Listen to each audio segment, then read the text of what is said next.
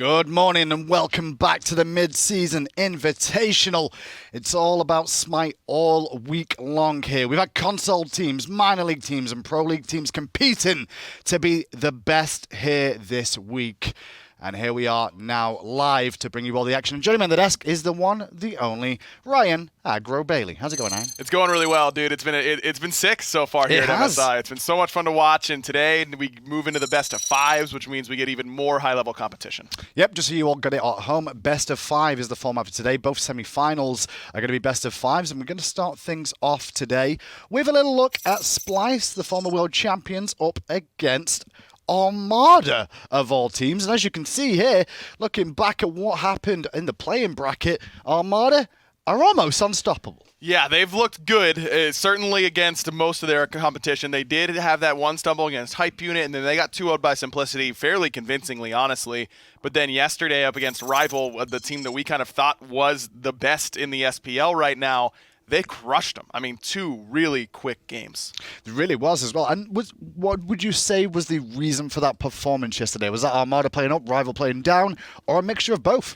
Mostly Rival playing down is what I'll say. And that's not to take credit away from Armada. I think that Armada, the way that they came in with a game plan to not play the traditional SPL style, the slow down sort of Fire Giant dance style that a lot of teams are playing in the meta right now, and instead they kind of just brought the level of play down to basically the ranked level, and then wallowed in the mud better than Rival did. That's kind of the way I saw it. Wallowed in the mud is definitely the way I would look at that. And now today, Armada have a new challenge to face. It's another big team. It's the Splyce Boys.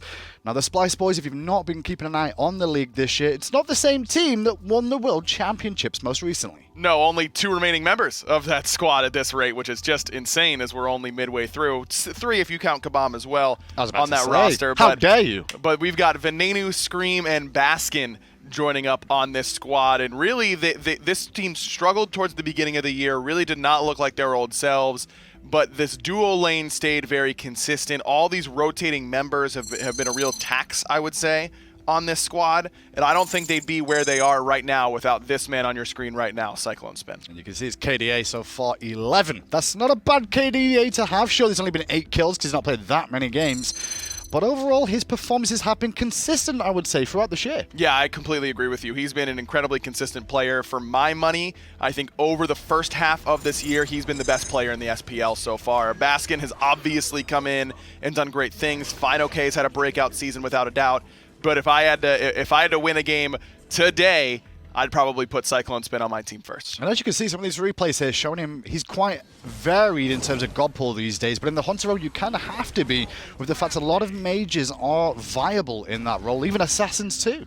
Anything. Mages, assassins. We saw a lot of set ADC yesterday from Snoopy. I imagine CycloneSpin's going to be ready for that a little bit more than Arkill was. This is just a guy who's been playing so well right now and really been the backbone, I think, of this Splyce team. Yes, everyone's talking about Baskin and Scream and the Venenu and the way that they've played once they joined, and that's for good reason. But I think that the reason that they look so good is because with the space that they create, CycloneSpin is killing everybody and setting themselves up for a win. Now the game plan today then for Splyce, what do you reckon it's going to be? Because yesterday we saw a little bit of action out of them. It wasn't too difficult for them in all honesty. Sure. But when you look back at what they did, there wasn't anything crazy in the picks and bans for my money.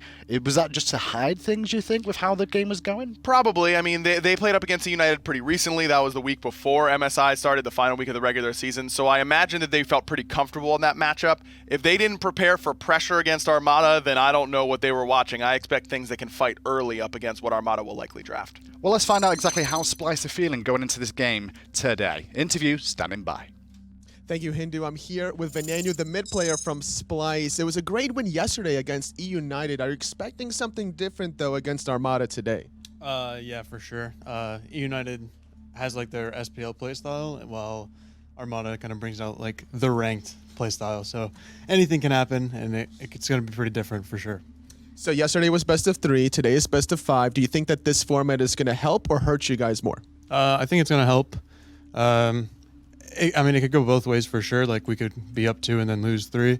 Or, like, well, best of 3, we would have won already. But I think we're going to take it 3-0 for sure. Some people consider Armada like the ranked team, but you guys having Scream and Baskin, it feels like you guys are the stronger ranked team. Does that help you? Yeah. Baskin, Scream, real good ranked players. Yeah, especially Scream. So in the other side of the bracket, who do you think is going to take it between Dignitas and Renegades? Renegades, for sure. Yeah. Awesome. Thank you so much for your time, Venenu. Best of luck in your set. Back to you at the desk. Well, pretty much short and sweet there from Venenu and Anatoly.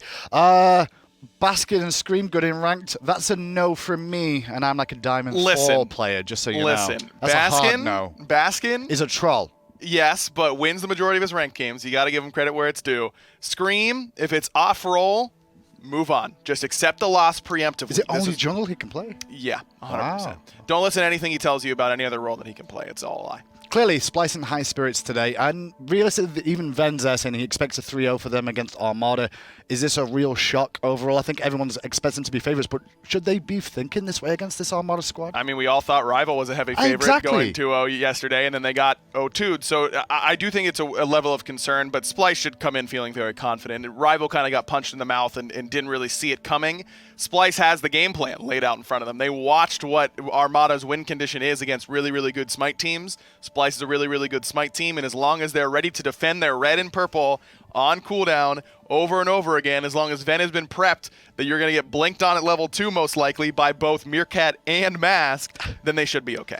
Well, here's a little look at the Armada squad, and to be fair, there's been times before when we've discussed the fact of the SPL waiting room in terms of certain teams in the minor league. It's true. And I think this is another one that is definitely could just rename themselves to the SPL waiting room, because there's a lot of talent here, barring a member or two. Yeah, hey, the squads are looking real good. Don't you worry about that. Basically, across the board, I think Armada played really well. It's crazy that Snoopy's KDA is that good, by the way, when he had like a 3-13 game against Hype Unit. I mean, that's the majority of his deaths right there. He was phenomenal yesterday, though. I mean, Vulcan and Set, the two gods that he played, two untraditional gods, but ones that he just dominated on in the duo lane. It definitely does feel like he loves to play the set. Now, the one thing I did notice about Armada's games, though, is it did feel like they were trying to get Snoopy the opportunity to counterpick if it became available. Jan Herb, which we saw him play at the Vulcan against, he had the opportunity to pick the Vulcan into that, knowing the matchup. Yeah, but I don't know. I mean, Rival should have known that. What are the two gods that he played the most before that? It was Vulcan and Set, basically. Not the most. Set only played once, but those are two gods that you have to know are in Snoopy's god pool. And I do not think that we'll see CycloneSpin pick something like On Her, which is susceptible to getting counterpicked in that matchup. And for what it's worth, I think Chronos has a great matchup up against the Set. So it was really only in one that I think that he really got a pure matchup advantage, but he took advantage in both. Well, let's find out how the collegiate champion is feeling this morning. Meerkat standing by for an interview. Thank you, Hindu. I'm here with Meerkat, mid player for Armada. A very impressive win over Rival. Definitely an upset, but how does Splyce differ? I think Splyce is actually probably one of our worst matchups in the entire tournament, which is unfortunate for us because they always prep a lot for their opponents. As I played with Aror, he will do it like extremely in depth. He'll go over, pick some bans for like 2 hours the night before and go over every scenario. And also a lot of what we've been doing has been through Snoopy, and I think Cyclone is just absolutely sick. So we can't really ride the Snoopy wave as easily as we could in other games, but I'm still fairly confident in our chances. So we might not see Set today. With the format being changed to a best of 5, how does that favor you guys, or does that hurt you more? That definitely hurts us because we're less practiced than pretty much every other team, so they're going to have a lot more comps than us and a lot more ideas than us to come out with, and we're kind of just doing some of this stuff on the fly. So when we have to go for a whole 5 games, we can't really take people by surprise as much as we necessarily do with Rival, and we kind of have to go deeper into strats and ideas that we may not necessarily have. All right, so when you guys win this 3-0, because obviously after beating Rival, you're certainly going to beat Splyce, who do you think you'll face off, Renegades or Dignitas? I think Dig's got a better chance than Renegades, but both looked really strong yesterday. Thank you so much for your time, Meerkat. Best of luck in your set against Splyce. Back to you at the desk. Thanks a lot there, Tolly. Yeah, that was Meerkat as well, alongside in the mid lane for Armada.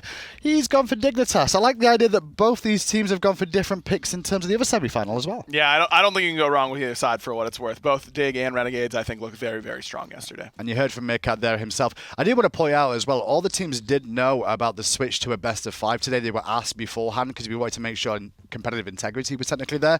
So we did offer them the opportunity to choose to veto the idea of moving to a best of 5 today. And even though Armada, even Meerkat there saying himself that he feels that they would have been better in a best of 3. Full credit to them for accepting a best of 5 here. Yeah, I mean, it's just the better team will move on in the best of 5, Yep. and if they feel like they can be the better team today, will a best of 3, would a best of 3 have helped them? Yes, undoubtedly, but if they really feel like they can be the better team, then they can still win in a best of 5. But maybe they can just win 2 in a row and just make it a 1 game to get through. We'll find out. They're up into picks and bans now. Splyce will be the first pick, first ban option here. Top picks at the moment, a lot of Freya bans consistently. Chronos is in there. Ratatoska slips in now and again, but is that team specific? Yeah, I think it is, and when Armada's game plan is run it down and get early pressure, ban the Ratatoska. I think that makes a lot of sense from Splyce. Ratatoska and Set taken away, so Splyce do not want to deal with the opportunity that Set maybe ran against CycloneSpin in that duo lane by Snoopy. Frey's already off the table. Next ban, Merlin, Naja. This is going to be Muzen Cobb, I bet. I mean, I just don't think that you can really give Cyclone a premier pick like that. Ven also plays it very well in the mid lane. It is a flexible selection. Plus, if you leave both AMC and Merlin open, you might end up being in kind of an awkward spot if Splyce takes the one you like more. Splyce is going to take Merlin here, almost no doubt about it. And we've seen quite a bit of that out of Venenu as well. Can be flexed to the duo lane as well for CycloneSpin, I would suggest. Not seen too much of it this year, but it's definitely something he'd be comfortable with. And then Armada, Erlang, Shen on the table. Both teams do like the Erlang Shen. Yeah, Erlang's definitely something that's going to be contested. I was thinking maybe Chronos could end up getting picked up, but seemed a little bit unlikely to me. Merlin for Ven has been a consistent pick for them, and an immediate Jormungandr pickup by Armada. And now almost 99% sure that's going to that man on your screen, Solo Watch All. He's had fantastic performance on it so far. Don gets a lot of the SPL standings too, and they're going to have Serqet join it, which is a little bit more flexible than that Jorm, I feel. It is, but Geno has played this exclusively so far for this Armada squad, and he's looked phenomenal on this pick. So I really like this from Armada. These are 2 picks they've played a ton of so far in this midseason invitational, and they both looked very, very good for Armada, so I think this is the right idea. Also, I am always worried about playing Erlang Shen into Splyce just because Aror has got a real tendency to jump on that Kukulkan the moment he sees these auto-attack pressure gods. Yeah, he loves that Kumba, so I wouldn't be surprised. This Naja could be for him, though. We can see screenplay it, of course, but now that Hercules is locked in, I think I know exactly what Splyce is going for. It's probably going to be Naja in the jungle, Hercules in support, and no surprise that they're going for things that can fight early. And the Guan U comes into play. Seen it now and again, started on console in all honesty, who brought it out this tournament so far. But then it started to rise up the ranks. Mainly the console teams, the minor league teams that have done it, but they've done it with success. They really have. It's looked phenomenal in the jungle, specifically against certain selections, and I love it against Merlin. How does he ever get away from that cavalry charge? Flicker not even close to good enough to get you out of that situation.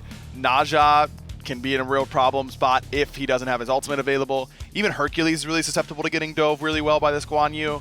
The only thing that makes me a little bit worried now for Armada is that Guan Yu being picked up here means Splyce is getting an opportunity to ban the Vulcan, which I think they are going to 100% do. They've already banned the set, and so Snoopy's 2 sort of off-meta flavor picks that he's looked so good on are probably not going to be available for Armada. One god going through my brain right now, or technically many gods. The Morrigan, I was about to say, is the reason for that, because both teams will maybe look towards that.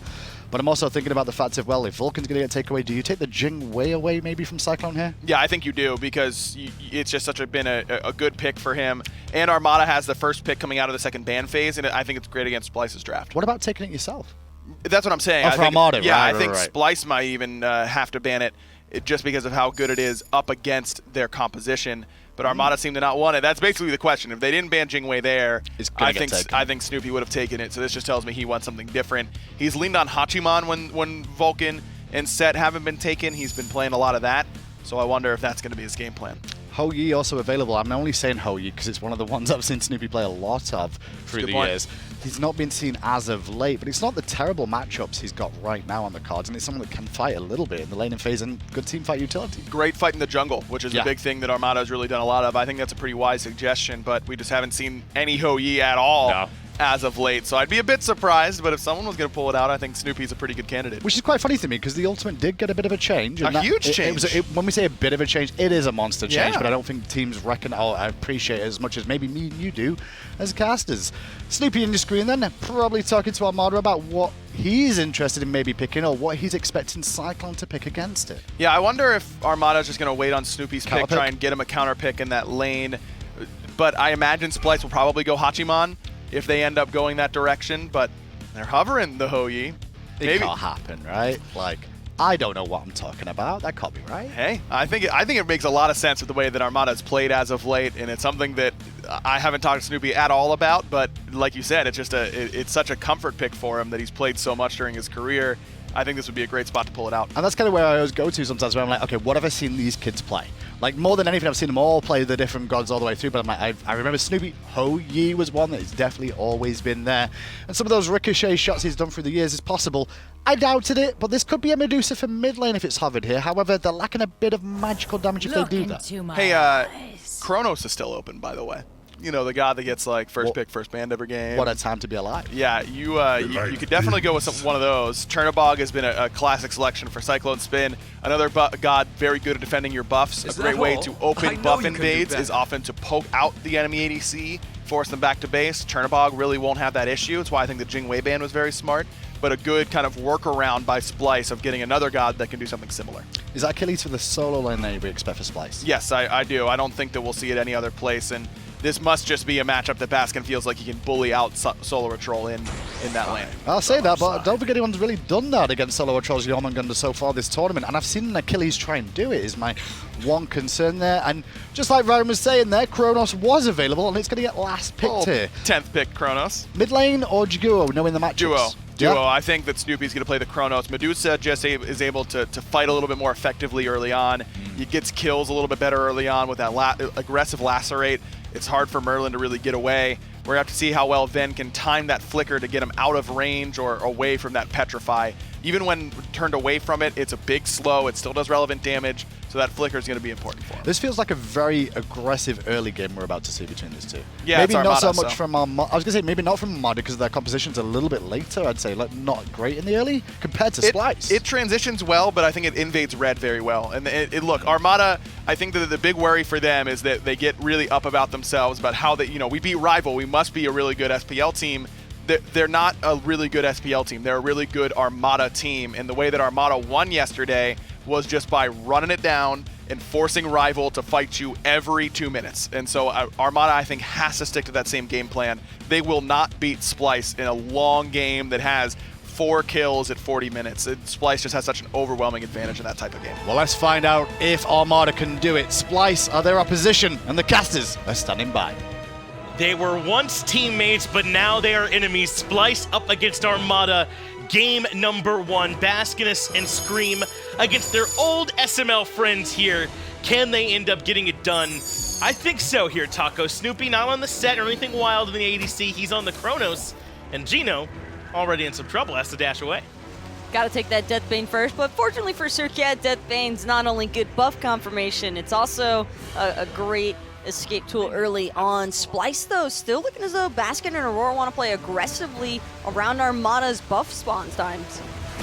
That does appear to be the play. We got a lot of people over here on the right-hand side jungle to get things kicking off here, Taco. Aurora is on what has become a bit of a signature pick for him, the Hercules in the support role. And it just gives him so many options. He can still do all the peeling that he loves to do normally, but it also enables him to play so aggressively, to be someone who sets the pace for the game. And that's what he's looking to do right now as we have our supports meeting over here in the solo. Aurora doing what he can to try and psych out Geno from wanting to push in here. Good driving strike's gonna prevent Serqet from getting a full-on clear, but Deathbane, having already been applied, is gonna force out the shell really early on. Geno and Solo Patrol could be in some trouble on their buff confirmed for that blue. Man, Hercules and Achilles are good in the 2v2 early. No way. Can't believe it, as it ends up forcing out the shell, as you mentioned already, very early on. And what's also signature for Aurora is to go for this blink as one of his first relics. Almost certainly Frenzy will be that second one for him later on in the game. It just enables his playstyle so much. And now Geno, a bit isolated. They don't want to give up the chase, though. They want to come back and make sure they're grabbing and clearing this wave here first. Still too much of the wave that's yet to be dropped right now for Splyce. So Baskin and Aurora, very likely that they're just going to focus on confirming their own blue buff. Meanwhile, Geno and Solo Patrol starting to tick into level 2. We'll get the first Totem of Coup, but with Scream's rotation in, Armada's got to be careful. They might not be suspecting these ninjas too soon. I don't think that they are, and we've seen these solo ganks start to work a little bit more, and Solo controls the target. Remember, he can't be displaced, so he's dazed instead, takes a bunch of extra damage, and Baskin, but who else could find first blood up against SOT? That's essentially his replacement that he's showing the ropes. Armada just lost track of Scream, and it's hard to know exactly where this ninja is planning on heading for the start, but now it could be Scream is in a little bit of trouble here, still trying to play aggressively, he has no mana left with that blue buff invade. Aror, though, blinks past to the back of the fight, and Geno's now in some trouble, no way to escape, and Aror finds the second kill of the game. Serqet goes back to base, already Splyce out on top, able to play a little bit better on this right side of the map. At the very least, though, Armada able to defend Solo Troll's blue buff, and that's going to be critical for ensuring that this Jormungandr doesn't fall too far behind Baskin over there with the Achilles. Venenu getting pressured out decently as well. Meerkat really trying to abuse some of that early game Medusa damage that aggro was referencing on the desk. That's right. I think that Medusa having pressure here in this lane is within expectations for Splyce. Venenu just has to do exactly what he's doing, which is tread water. Aror is done over in solo lane, I'd imagine now. They kind of got what they wanted over there, established a lead for Baskin. Now he can come make sure that Venenu doesn't get too bullied out here in the middle lane. And one more thing that they've got to worry about is Mask on this Guan in the jungle. That's something that we haven't seen as much, but has become a little bit more popular. Layers played it very well for Hype Unit, and Masked has kind of taken up that mantle, though it is something he's played before, even now, of course, so he's certainly comfortable with it. That could make another problem for Venenu here in the early game, too, this Guan Yu. Guan Yu is definitely going to be an important asset for Armada for chasing down Venenu. That cavalry charge is going to be real difficult for the Merlin to avoid, even through the flicker. So it's really going to boil down to how well can Baskin and Aror really toggle between providing peel and initiation for Venenu. He's going to need a bit of help, especially here early. He's gone for this sort of Book of Thoth rush, which means he's going to be a bit slow. His power curve is going to take a little while to get there. You do want to get some stacks on that item, though. Not quite as many as you once did. The item has been a bit adjusted, so it doesn't feel like it takes quite as long, but Venenu maybe won't be here at the party right at the beginning. He'll need a little time. Same can be said though for Mask to a certain extent. Scream having this ninja is a huge early game bonus to Splyce because Guan Yu kind of struggles, I think, with matching the same clear time in the jungle and just having the same rotational speed early on as well, because that ring toss providing all that additional movement speed. It's so much easier for Scream to kind of maneuver the map early on, and Splyce has already taken advantage of it, putting aggression into Armada's solo lane. And Scream is already level 5 now as well, so keep your eye on where he chooses to go with that Windfire Wheels. It can so often be a big ultimate, especially that very first cooldown of it that you get, Taco. And maybe Snoopy's the target, not for Scream, but for Aror. But a really good stop time. Snoopy stays calm and is able to slow down the aggression. Aror just a little bit too far in with that blink, so the Earthbreaker just narrowly misses Snoopy on the grab there, but it's not all doom and gloom just yet for Aror. He's gonna soak the wave anyway, trying to hit level 5 as quickly as possible. And as for Scream hitting level 5, Finch, the importance of that is Geno is the best target that Scream could ask for on Armada. Sure, it's a tank Serqet, but Scream already trying to find that sash on Geno in the mid lane to take him up into the air. But you're right, he doesn't have that CC immunity as Venenu takes quite a bit of damage in mid. That's just Cobra's Kiss Deathbane. And this early in the game, I mean, Guardian's Blessing Talaria Boot Serqet still does all the things any other Serqet would do at this point in the game, so that's part of what makes her so potent, man. She still swings plenty hard. I like that Aror is trying to stay close to Scream, though, because in my mind, Finch, it's not necessarily the Merlin whose responsibility it is for the follow-up in the early to mid-game. Aror does a decent amount of damage with Driving Strike and Excavate as well, and so this Hercules follow-up for the Windfire Wheels could be more than enough to kill any member of Armada right now. I'm right there with you. I mean, I'm certain you do want Venenu to at least be throwing some damage in, but right now Aror probably does a little bit more with this Hercules while Venenu works on getting this Book of Thoth stacked and wherever he chooses to go with these boots, which he just started working on now. So their synergy going to be critical. But so far, I mean, we're only 6 minutes into this one, Taco. Already Splyce has established about 1,000 gold lead and about 1,000 experience out in front too. Baskin has some control over there in solo lane, though it does look like he's a bit behind in the Totems of Ku. I like this, though, from Armada, because they've done a decent job at least slowing the overall pacing of the game. When Scream is going so aggressively into the solo lane early on, I think it's very easy for a lot of inexperienced teams to kind of get into that panic mode, but Armada, being a little bit more seasoned than some, has done an excellent job at pretty much just keeping things neutral.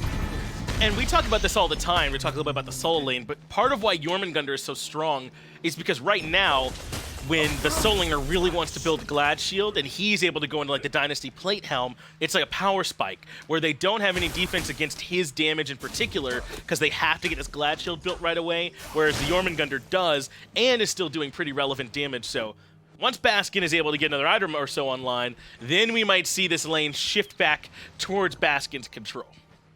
Really just all depends. Achilles with the Glad Shield still decent enough sustain that even through a Dynasty Plate Helm, Solo Patrol could be in some trouble just because of the fact that Baskin has the Fatal Strike. Scream, however, still unable to find a home with these sashes, and he wants that pick on the Gina so badly. You can tell it's everything that Splyce are after right now. Well, you can trust Aurora to land it. Pull into the push, into the Windfire wheels, and that's all they wrote for Geno. He might have had a couple of extra lives there, Taco, but they ran out when Aurora showed up. Just too much pressure from both the Neja and the Hercules, and Aurora's not done just yet. Blinks forward onto Meerkat, but the Earthbreaker going to be a little bit too far off the mark. Mass kind of hovering the right side wall. Not sure if he should show face just yet, but Armada looking to contest Splyce on these right mid Harpies. And this could potentially be careful or be scary. Mass wants to move in right away. Does force out the flicker there from Venenu. Scream perfectly times the sash to avoid the stun too. And that's Mass's ultimate on cooldown. It does net them these Harpies, but Baskin has rotated in. He's already half HP. Fatal Strike used defensively. And now it's time for Solar Troll to say hello. Sets up for Geno to get the first kill for Armada. And Scream, he's going to get gobbled up too. What a rotation from Armada. They put Splyce on the ropes a bit. Solo Troll could not have showed up at a more perfect moment. Also promised Baskin to come in, but Baskin was just too aggressive with his pathing. Charging straight into the heart of 4 members from Armada might have been a little bit too preemptive from this Achilles, and Splyce gonna suffer the repercussions of their overextension.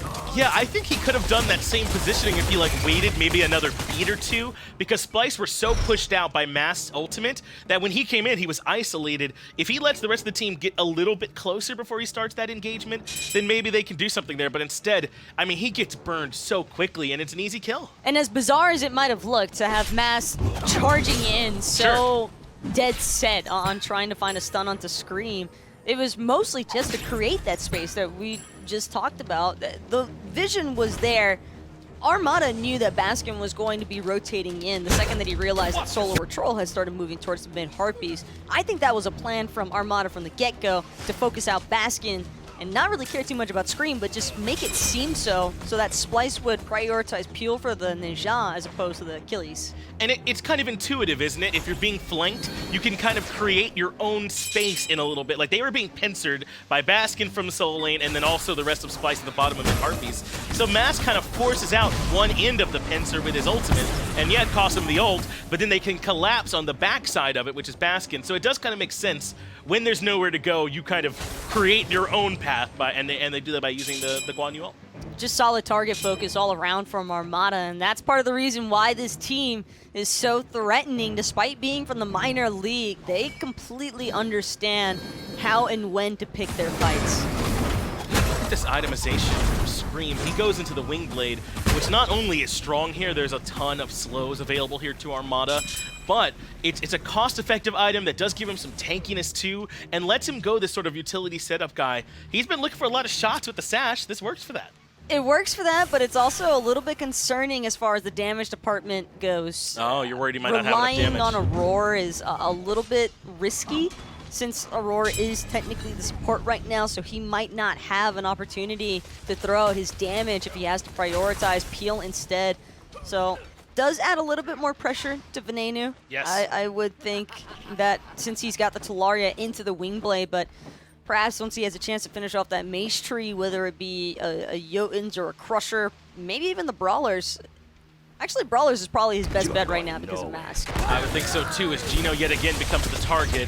Venenu is able to hit the Blizzard, but I think that first shot was off the mark, and Geno is able to retreat. But that's the pressure this Serqet will constantly be under. And the thing that's really working for Splyce is that a lot of their first shots to set up the CC chain are pretty non-committal. The Sash, maybe, we'll see if that lands. We'll see if the pull lands from the Hercules. And if they don't, for the most part, Splyce can just walk away. And that's exactly what Splyce need to continue keeping in the back of their minds, because you don't have to take every single fight that's presented to you. And with Armada, sometimes those engagements can be a little bit of a trap. And best example of that, just reference Mask initiation on the last successful engagement that Armada had. Gotta make sure that you're planning these out. As our Hunters, the highest farmed here in the game, it's a good time to be in the duo lane, which is right about now here in Season 6 Taco. Level 14 for both of them. And they've been under no pressure so far either. There haven't been any ganks or anything. I think Aror blinked over here one time against Snoopy, but he handled that one calmly. And after that, he's been fine. I do want to point out, though, it looks like CycloneSpin's going for maybe an early Rage. I mean, we did see Amaterasu go Malice. Maybe that's the call here for him, as it looks like he is building into some crit already. Crit is a necessity when dealing with the Chronos, and even the Medusa could struggle here because Meerkat is opting for the Transcendence pathway, leading me to believe he'll wind up with an attack speed penetration base build as opposed to the crit. So CycloneSpin outright is already pretty difficult to box. Snoopy knows it. He's giving a lot of respect to this Chernobog over there in duo lane. And same can be said for Cyclone. He hasn't really tried to overextend just yet to look for that poke out opportunity into the Chronos. He has not looked to try and bully him just yet, as Armada are clumped up. There's not even a mid-heartbeat spawn. They must be seeing if they can try and bait Splyce into something here, but Venenu and Aror not biting. They have a ward here in lane 2, so they certainly know that Aror and Ven are pushed up. Geno wants to start it, but the rest of Armada not actually here to follow up. Ven flickers away, and it ends up being A-OK. Meanwhile, Baskin has SOT backed all the way up to tier 2. And this is trouble now for Armada. Splyce had vision of every other member from Armada, so Scream knew that the blue buff invade would be relatively free. And now Solo Patrol, not as detrimental when you're level 13. Snoopy, however, trying to get a little aggressive, but it's Aurora who's got to look out. That was good peel there from Geno. I think Aurora recognized Cobra's Kiss was coming, and he wasn't going to be able to follow up off the pull. So good job with the Serqet to keep everything safe there in the middle lane. We were wondering if CycloneSpin was going to do Rage or Malice. Doug showed us it is indeed the Rage, so the much more traditional build. Not everyone's as adventurous as young Nate. But yeah, that crit starting to rear its ugly head. That's 2 of them in a row, and Snoopy's got to back off after that.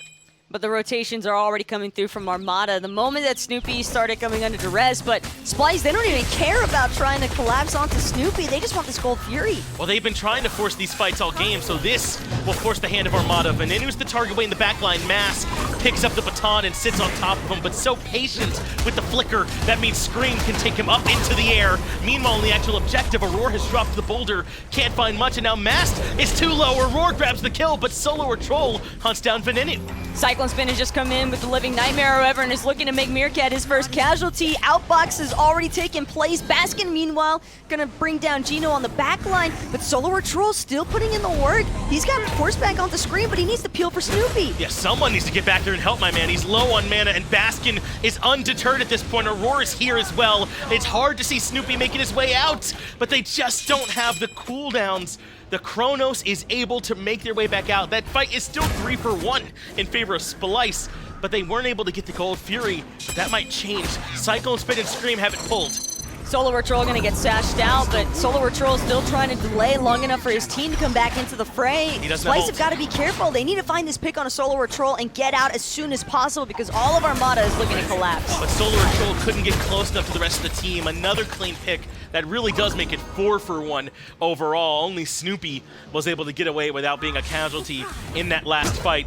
And even though Armada lose a bunch of lives, the Gold Fury doesn't go down in that one, Taco. Is that enough to keep the Gold Fury standing, or that fight still really hurt? Doesn't look as though Splyce are interested in trying to revisit that Gold Fury just yet. If anything, Venenu knows he's got to play defense for this mid T1 tower first. But in all honesty, Finch, that fight was a strong defensive attempt from Solo or Troll. but Armada were just too split apart to properly peel for each other on the retreat. They just got isolated and picked off one by one, essentially, and Baskin had so much control as well, coming in from the side flank like he did. There just wasn't really... He probably could have kept going and killed Snoopy underneath the Phoenix. I think that the chase was possible, but Baskin's player discipline, I think somebody else from Splyce, probably Scream and Cyclone, calling him back to maybe discuss that Gold Fury. Scream has Geno up in the air. There's plenty of follow-up waiting. Aurora has the push, but Scream makes sure Geno cannot escape. Another nice kill. Even CycloneSpin showed up to the party. They don't quite get to tier 1, but now they can move back to the Gold Fury. And I do really quickly want to hit on Venenu in that last fight. He did a great job. Geno and Mast and Solar Troll. It took all 3 to finally kill him. He bought a ton of time. Venenu bought so much time for Splyce, and now Splyce are looking to aggress onto the Gold Furies, and Geno's still going to be picked off for a little bit longer. Mast giving the cavalry charge already, but Scream's the one who's in danger. Scream has made the target, and the Gold Fury has not been fully leashed yet.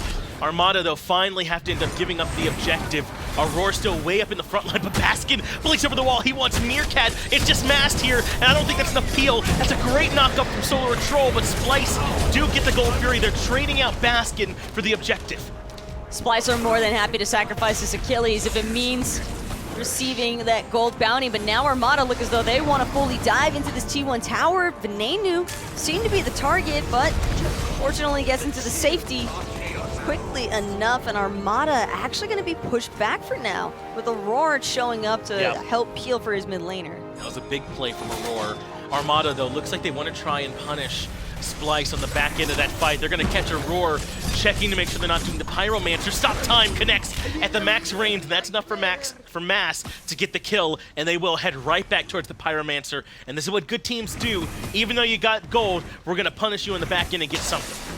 Cyclone, though, he's got that fully stacked rage, but it's already too little too late. Armada have already brought down the Pyromancer, but Venenu's going to bring down Solar Troll. Yeah, I don't know if it is too little too late. That was a ton of damage for SOT. Meerkat, though, gets Venenu. Scream has now gotten the Fire Giant procced, and he falls to Meerkat. 2-1-1 on the Medusa in the middle lane. And Armada make a pretty nice response to all of Splyce's aggression around that Gold Fury.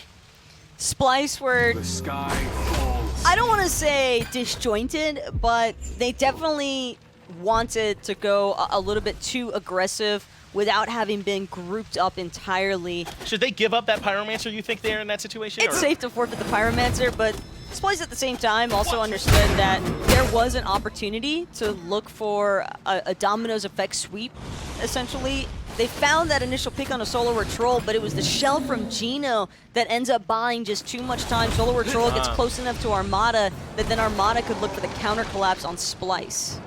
And unfortunately for Splyce, like you said, they were a bit splintered in that fight, and they end up collapsing. Though CycloneSpin, I think, has clearly shown that his damage is potent at this point. And we talked about this yesterday, I think Aggro and I, that if teams are going to keep picking Jormungandr solo, and there's no room for Thorns for him to build right now, he has to build Sprint and other safety a lot, then Crit might start to rear its head. But Baskin has been caught out here and right. That's a great block by Geno. You gotta be kidding me. Deathbane into the path of the Fatal Strike, and Baskin goes down.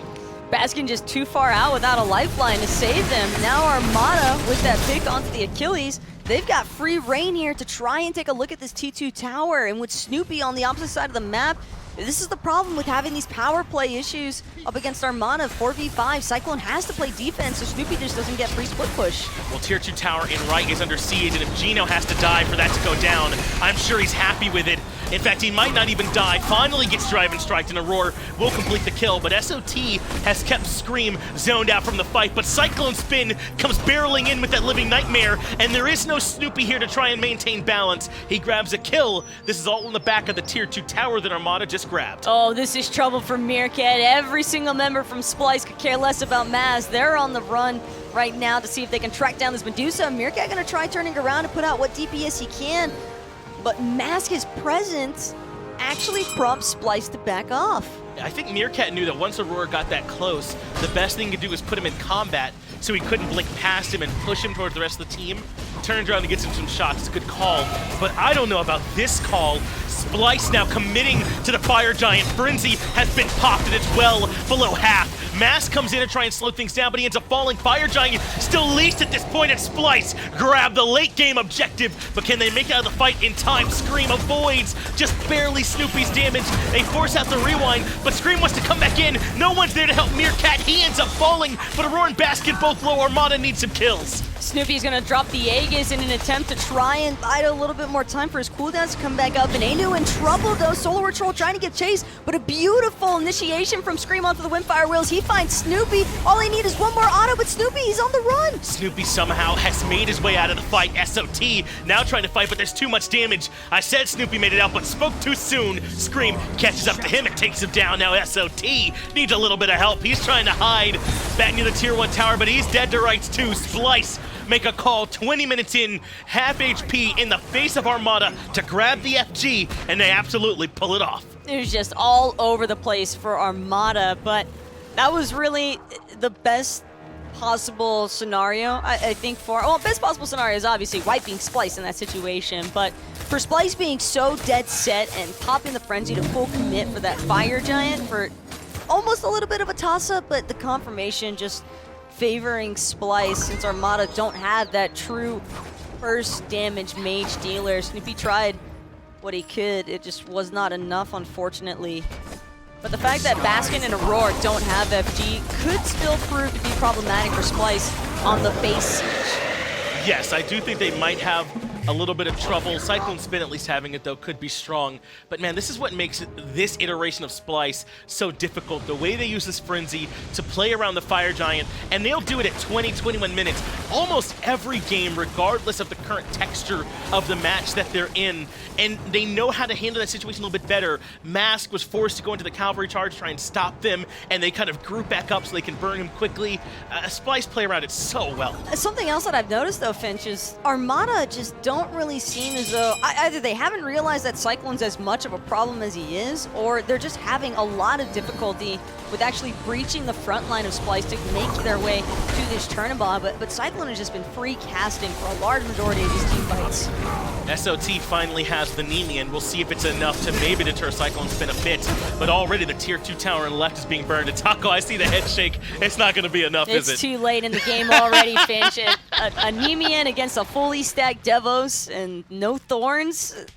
Cyclone will be able to heal through those crits. Yeah, he's not worried at all. Right now, he's one of in crit with the Rage. He picked up the Titan's Bane, which really does accelerate the crit builds a lot. That percent pen pushing through those protections means the crit hits even harder. And I imagine the Hunter's Blessing will be sold for the Deathbringer to absolutely round out this build. And Armada, as you said, don't have a competent answer. Aror, even amongst all that, he does actually hit SOT. You saw the Daze effect. He just can't be pulled in by that Earthbreaker, so unfortunately can't quite get the pull. Geno, though, going to be the first to ambush Shen, forces Cyclones into darkness, but with cooldowns still not really too threatening against Splyce. Armada actually starting to give up a little bit of positioning here. They want to contest though underneath this T2 tower, but Snoopy stopped time, being off the mark. Frenzy has been popped. They're ready to go. They're only down 5k gold, so they don't want to let this game get any further out of reach. Geno comes back down. Scream had him up in the air, but Venenu, he takes too much damage way in the back. Meerkat finds the first kill of this fight, and maybe Armada can show some defense. CycloneSpin buys some time in the wall with the Aegis. He's trying to run away from the rest of the team, but they're going to lose both of their carries off a defense from Armada. You're not going to be able to come in that easy. Armada made a name for themselves, Finch, as the team that likes the whole W, and that defense on their T2 tower could not have been a better statement for it. Now with Armada having the power play opportunity, they're not going to waste any time. They're going straight down this mid lane, and it's up to Splyce to try and stop them in their tracks. Can they respond in kind? Wow, did Geno get the Cobra's Kiss off as he got pulled? Either way, Aror couldn't follow up. Driving Strike does hit SOT, but at this point, Snoopy has plenty of time to put in some damage onto the tier 2, and down comes the tower. Armada are starting to hold even here up against Splyce. Geno avoids the sash and makes his way back out of there. They're only down 2k gold at this point. A little unfortunate there for Scream. Almost had the Windfire Wheels, but Aror still looking to push back all of Armada. FG is due to respawn pretty soon here, though, Finch, and Armada could be in some trouble because they still haven't had a chance to back, and that's exactly why Aror is still trying to prevent them. He's harassing up near the front to buy some time for his team. Splyce are in position, but they don't yet have CycloneSpin. He'd love to not have to ult into this engagement and to be able to save that for the actual fight. But the brakes have been put on here for a little bit now, Taco. Scream backing, as is Venenu. It's up to CycloneSpin, Baskin, and Aror to make sure no shenanigans happen here at the FG.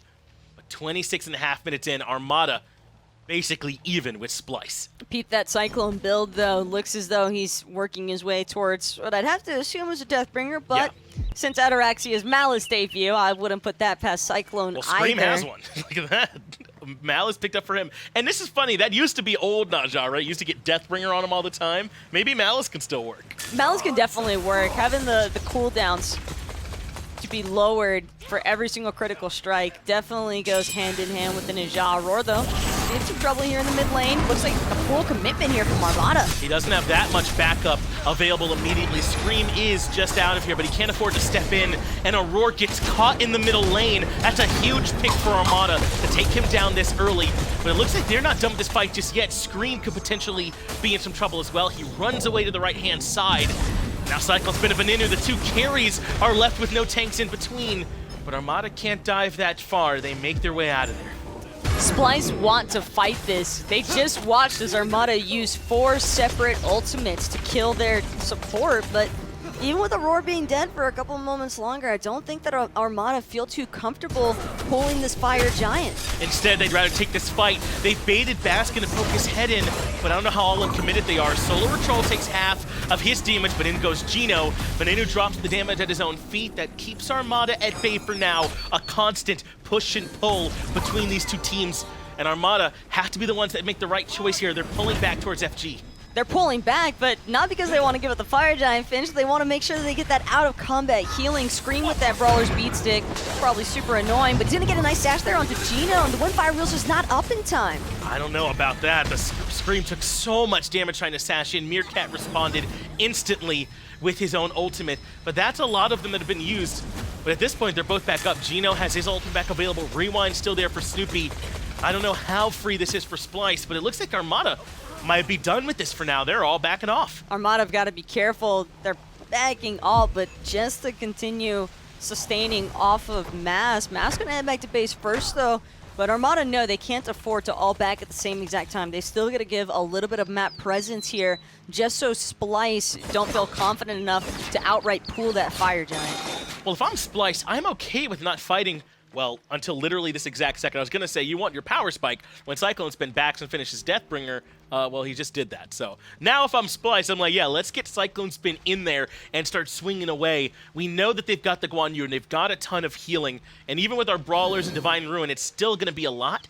Maybe if CycloneSpin could just burst them down, they don't have to worry. Mass isn't particularly tanky and certainly doesn't have a whole lot in the sense of magical defense either, but Venenu's just had some struggles recently, mostly with the fact that Armada have just forced him so far back into Splyce's backline that he just can't really get his kid out there in time. He's really had some struggles with trying to drop that Pyro stance, mostly been utilizing the Ice and Arcane for their range. Oni Fury, rather than Gold, has been started up. Scream's ultimate does not find himself a pull, but Mask wants to get right to the back line and lock down this NotGeno who doesn't have an ult. Mask is the one that finds the first kill of this fight, helped out by Solar Troll, who is his ultimate as well. Armada are starting to bully Splyce a little bit, and they can head back towards the Oni Fury. Scream went for the Sash ultimate on the Ja. Not often will you see pros, especially not one as experienced as Scream, will look for that immediately after the fact, but maybe just assume that Maz didn't have the purification beads or that he wouldn't use them. But unfortunately, he did. And I don't know, Taco, is Scream going to have to keep being the initiator? Because in so many of these fights, it felt like Scream has tried to find his way in, takes so much damage, and then gets chased out of the fight right away. I feel like he's got to lurk more and coming on the back end. Where do you see Scream's role? Splyce probably want to continue using Scream as the initiator because, all that thought though, Geno right now trying to be the initiator for Armada.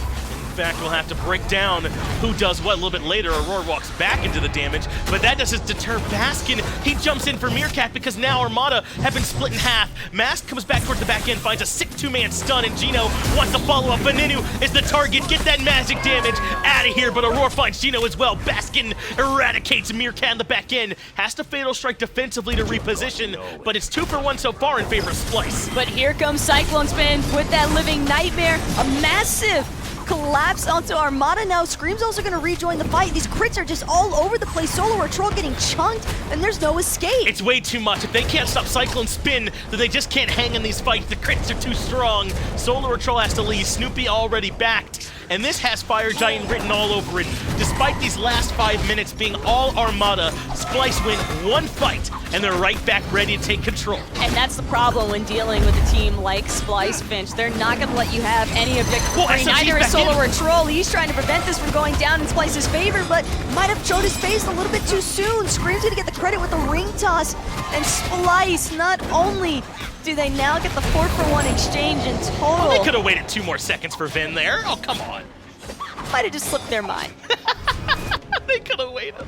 Poor Venenu, man. But you're right, not only do they get the FG now, but they even got the kill on the SOT. And you said you think he came into the fight too soon there, or why wasn't he able to do a little bit more on that steal? Solo probably assumed that the Fire Giant was going to be a little bit more bursted down, because he came charging straight into the Fire Giant pit. And I don't blame him, considering the fact that you've got Scream and Cyclone both rocking. Well, Scream not so much anymore, but CycloneSpin with the crit build is definitely troublesome around these objectives, because it just shreds. And I understand entirely why Solar Troll thought that it would be closer to death, but unfortunately for him, Splyce were kind of slow playing it, I think, hoping that he would teleport back in, and once he did, they immediately stopped DPS on the objective, as they should, and went for the pick, plus the bounty of the FG. It's so tough when you're trying to come in for those steals because you just don't have all the information. It's obviously Sentry warded there by Splyce so that SOT couldn't time it better on when to move in. It was a great attempt, but Splyce played that about as cleanly as you could have asked for. But, I mean, they were talking about this on the desktop, how Armada just probably aren't going to be able to beat a team like Splyce if they play their game. And right now, Splyce are in the driver's seat. They're in control. They won that last fight. But Armada have been going toe-to-toe with them. And this has not been cheesy. This has not been just run it down mid. Armada have just been playing really good Smite here so far. Look, Finch, we say the same thing all the time. This Armada team is no ordinary SML team, okay? I agree, yeah. They might be from the minor league, but these are all players that are SPL caliber. Probably the only question mark might be Meerkat. Sorry, Meerky, but you're the collegiate champion after all. That's right. He knows where his title is, right? So he's definitely been a contributor on this Armada team, but when you start talking about being really top tier SPL, I do think Meerkat shows a little bit more to get quite to that level, but Armada now has to make a defense on the left-hand side. Splyce still had the Fire Giant for a minute and a half, and Aurora starts things off. He grabs Snoopy, forces relics from him early on, and Solar Troll blown up by the crits. He's still alive, makes it into the ultimate, but he has to fall back already. But Geno able to lock down Baskin. He stays a little bit too far forward, and right now it's 5 for 4 in Armada's favor. But Solar Troll is going to make his way back into the fountain just in time to get the sustain. These crits, though, from Cyclone are just so detrimental to Armada. They're having such a tough time trying to initiate. Geno ambushes in just to get controlled into his critted death. That's a great sash there from Scream. That's what locks Geno down and sets up for that kill. Venenu and CycloneSpin only need a moment. Solar Troll, no ultimate with which to reposition, and CycloneSpin grabs the kill. Left side Phoenix goes down, and this is a team that in a 4v5 still pushes back into the Phoenix, wins the fight, and turns into a 2 for 1 plus Phoenix. Cyclone is making plays right now, Finch, and largely because of the fact that he's got such an awesome front line to help him through it, but all this focus from Armada onto pressuring out the Merlin, and all the while, this Chernobog has really felt like the primary problem in my eyes, Finch. He is primary, but it's 1A and 1B. I mean, Venenu's only 4k damage behind him.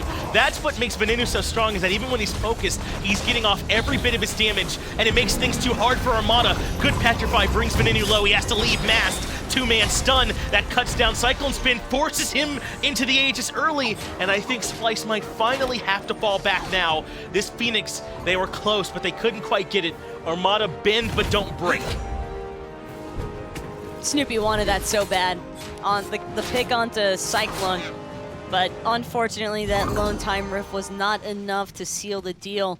And with another minute to go before the next Fire Giant spawn, Armada is going to do everything they can to try and reestablish order on that duo side. Mass already taking the initiative to push out the waves, trying to have as little of worry of those fire creeps as possible, Finch. Yes. Because contesting this next Fire Giant might just be out of the question now for Armada, having a left side Phoenix already being exposed. That is the most valuable thing that you can get on that left-hand side when it comes to resieging the FG. Splyce will have the primal fury as if they weren't good enough at burning the Fire Giant already.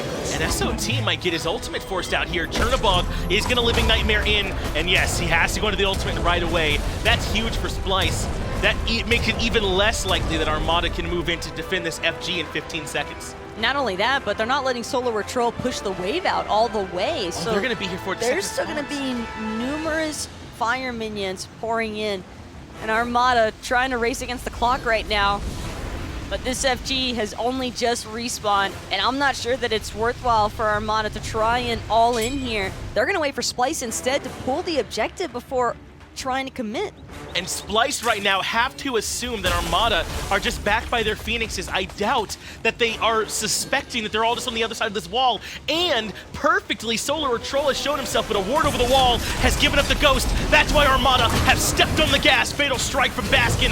Doesn't find an execute. Geno gets burned low and has to leave. But someone's got to help out Baskin. He's so low, and Mask is able to claim his life. What a call from Armada. But it costs them. Snoopy Scream gets to the back line and takes out the Chronos. Beautiful Earthbreaker into the driving strike to prevent any sort of chase onto Scream. That Najah is out of there. A 1-for-1 exchange, but this is all in Splyce's favor. Splyce, Auror's still not done either. He's still pursuing all of Armada underneath their T2 tower even. He's trying to stop their backs as much as they can. There's already minions into the Titan room, so as much delay as he can play there is a benefit to Splyce. Everyone has to back and defend this Titan up against these fire minions that have poured into the Titan room, and now Fire Giant can be pulled uncontested. I liked the call there from Armada, but Splyce dotting their I's, crossing their T's, put the ward behind the FG, catch out Armada, and that kind of spoils the little play they wanted to go for. It was a great strategy, though, from Armada. loved Solo it. Troll just showing himself Right. to give the false impression that he was Such the a cool only idea. one nearby. Definitely a pretty sick play to see coming out of Armada, but unfortunately, Scream was also kind of lurking more towards the backside. And so as Armada started pushing in to collapse onto Baskin and Auror, they didn't realize that Scream was in the perfect counter flank position to target out Snoopy. Let's go back to these builds one more time here, Taco. CycloneSpin sold off the boots. Poison Star means the crits are going to be even worse, reducing damage too. That's going to be a bit difficult for Armada to deal with. The Malice that was there earlier for Scream has now returned. He picked up the Mantle and sold off his boots, so now the Malice is in there for him as well. Venenu topped off with his build, still has boots to sell. Splyce still has some power spikes to go. Unfortunately, this is kind of where the Guan Yu jungle is starting to show more and more of its weaknesses. Mass has just had so many difficulties with actually trying to penetrate Splyce's front line so that he could look to just ult out CycloneSpin. There's just not enough time for Armada's front line to properly engage onto Cyclone or Venenu. They always have to make a decision between one or the other, Right. and oftentimes it winds up being Venenu, but Cyclone's still getting up all the damage. Geno's been pushed back towards the team. Boulder hits him as well, but he just barely survives. Sash lands on the mask, but CycloneSpin tries to hunt down Geno, forces out the last breath, but he's got to find the autos. CycloneSpin couldn't hit him, and Geno makes his way back out of there. If he can heal back up, he can return to the fight, and CycloneSpin doesn't have the ult, but he's going to threaten now left Phoenix, while the rest of the Splyce goes for mid. Gotta be careful here, though. Splyce kind of playing with fire right now. Mask's gonna be the first one over on this left side Phoenix to try and play defense, and it's crucial that Armada have still been able to hold on for this long. Cyclone's living nightmare, while it looked good for the moment, Geno's shell was even better. But Armada not having that shell could be huge here. Splyce is 5-man grouped and ready to siege. Sash doesn't land from Scream. Solar Troll to the knockup, and Frenzy has been popped on the side of Splyce, and Solar Troll, without the ultimate, can't withstand all the crit damage. CycloneSpin now on a killing spree as he takes down Mass. 5v3 in Splyce's favor. Mid Phoenix starting to buckle. Splyce have too much strength. They can move right over to the left Phoenix. Armada can't even get into position to defend. Geno, Meerkat, and Snoopy are going to do everything in their power that they can to try and delay, but with a full 50 seconds still left on Mask and Solar Troll, game one is looking like it might just go the way of Splyce, Finch. It's looking like it, Taco. Armada are definitely still in this one, though. It's not over by any means, but maybe Baskin wants to try and change that. They re-engage, force the rewind from Snoopy, and it just doesn't go far enough. Aegis buys a moment. That's a sick petrify, though, from Meerkat. Colleads it or not, he can hit some shots, too, and that slows down Splyce for a moment and keeps this game still alive. Losing Venenu was huge there. Splyce just don't have the Titan DPS now without that Merlin, so they're going to be forced to back off, and Armada will get a second win, so to say, to try and see if they can buy more time for themselves. If they can get these Phoenixes restored, Finch, keep in mind, this game is starting to go into the incredibly late territory. Yes. And Baskin and Aurora are not going to have as easy of a time being the frontlining members up against the likes of Snoopy's Chronos. It is going to get harder and harder for them to be that front line. The problem is that Armada are not really that legitimate of a front line either. The crit makes Jormungandr almost irrelevant as a frontliner for them. He just can't stand that far forward. Really, neither can Geno, and every time Mask initiates, they've been willing to all-in commit onto him too. Both of these teams are on a tightrope in terms of which one of their sort of pseudo frontlines can do more work. And I think it's the difference makers that CycloneSpin went all in on this crit build, and it's just doing too much work. Solar Troll also doesn't have that much HP built into his itemization choices. There's just not enough health, I think, to really endure all of those mini crits, and it's just like a barrage of crits, too, from Cyclone, especially with the actual Vicious Barrage stim. It's just so problematic for Armada, because every single time an engagement looks as though it might be favorable for Armada, next thing you know, it's just 1 or 2 crits from Cyclone, and the front line is just melted.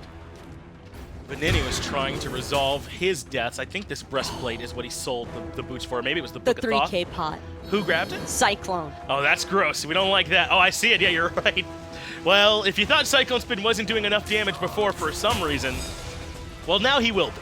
This is going to add a ton to his damage, and Scream, Baskin, and Aurora done such a good job setting up for him. Also, I have to factor in, Finch, this is just game 1 of a possible 5. And the reason why I find it important to mention now is Armada, despite the fact that they have, I think, the potential to hang with the SPL, they're not really accustomed to playing these long, drawn-out sets. Good point. They've been more experienced with the best of 3s throughout the year so far, and Splyce, I think that the endurance is what's really going to help them take over here in game 1. That's a really good point, especially if this first loss is a tough 40-plus minute one for them. Can they maintain the same level of play throughout a grueling set? But Taco, I don't know how to not feel excited about what we've seen, at least so far. Armada are toe-to-toe with Splyce even now. The biggest difference between the teams really is the Fire Giant buff and probably that 3K pot that Cyclone bought. But for the most part, Armada can absolutely still fight into this. If they can find some defenses, they can still win. But Armada is already somewhat split. Mass in mid lane right now, trying to clear out ways where he can. Aurora's just going to press go and try to charge in, but he's only taking a huge chunk of his HP. CycloneSpin, though, going to kill Solar Troll before he gets the World Serpent off. Mass ends up falling too, but Meerkat does at least punish Aurora, but 2 for 1. Aurora would take that trade any day of the week. Meerkat, Geno, and Snoopy, the ones that have to try and keep this game alive. Right side Phoenix means every single bird has come crumbling back to Earth. Geno jumps back to the fountain, but Splyce don't want to push in just yet. They're giving Armada every bit of due respect, pushing in minions, taking down these last few Phoenixes as they respond. They want to do this right. Still another 45 seconds or so before the front line is truly in place here for Armada. Meerkat's going to come up huge with something. Snoopy already having to invest a rewind. This Titan is just too low, Finch. It's too much damage. Splyce jump right on in and take game number 1 over Armada. But if you're just tuning in, you just see 1-0. That doesn't tell the story of how close that this game was, how much Armada hung in, and some of the great plays they made throughout that. If they can keep playing at that level, we're in for a real good set, Taco. It was really back and forth for that first 25 minutes or so, Finch, but eventually Splyce managed to just pull through. They just delayed Armada for too long surrounding that fire giant, and Armada just never had a true opportunity to try and take that big game objective for their own. Yeah, Taco, I mean, Splyce just play around the objective so well. I'm still thinking about that 20-minute fire giant call that they made where Armada was right there in their face. Splyce just got through losing a team fight a minute ago, and they get that coin flip to go their way. That's just the Splyce effect, man. They do it all the time. We'll get it back to the desk, though. I'm sure they want to break it down as well. Well, there's a lot to break down there. Thanks so much, casters, for game number 1. It does go the way of Splyce.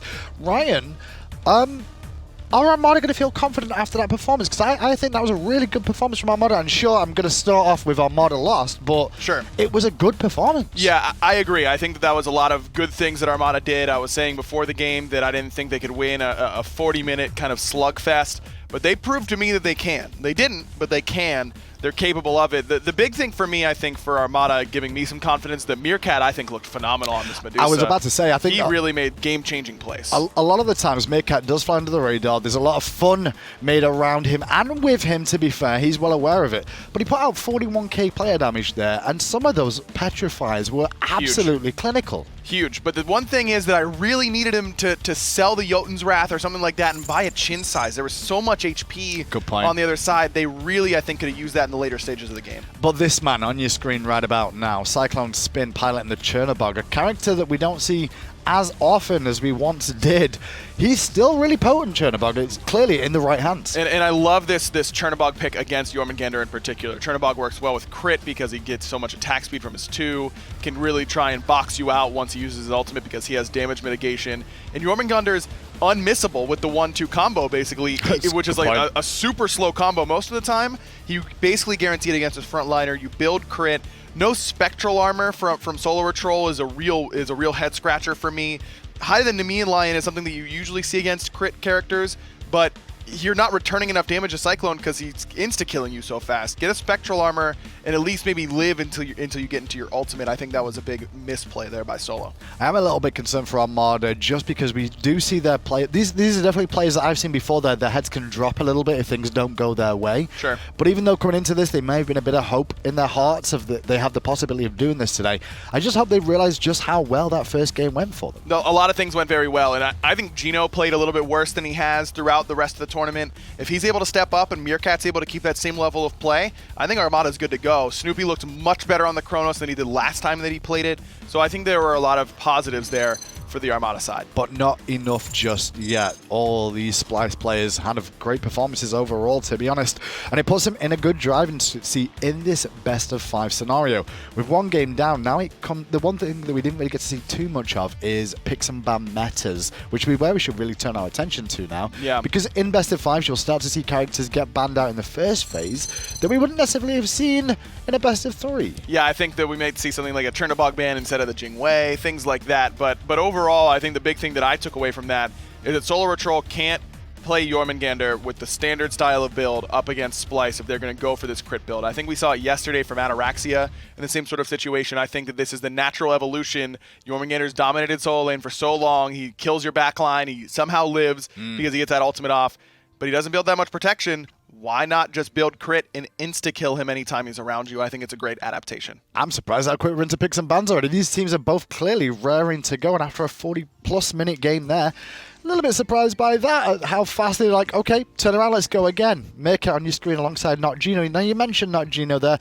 Didn't have the greatest game on Serqet, but it wasn't an easy matchup against a Hercules and a Naja. No, but it was really just the CC-heavy composition of Splyce that really gave him trouble. The left side Phoenix Siege in particular stands out where it's going pretty well for Armada, and then Geno ambushes in and gets insta-killed, and immediately that breaks the base for Splyce. So it just have to be a little bit more, I don't know, picky with your engagements, I think, if you're Geno. I get what you mean. That's always the side of a support player, though, always trying to make the plays happen, but sometimes just holding back sometimes is the right call. Yeah, I mean, think of the right side tower push where Armada gets tier 1, tier 2. Geno finds a sick double taunt in the jungle, but the rest of his team's in lane. He gets killed for it, and that opens up that eventual fire giant secured by Splyce. That's always one of the things with support plays that you watch out for. I only know that more because I do it myself, where you'll make a play, but then you're like, well, nobody followed up. Why did no one follow up? It's because they're half a year away getting farmed farm or doing other things. Into the ban phase we go, though, and at the end of that, it's Merlin and Jormungandr taken out by Armada, Freya and Ratatoska from Splyce.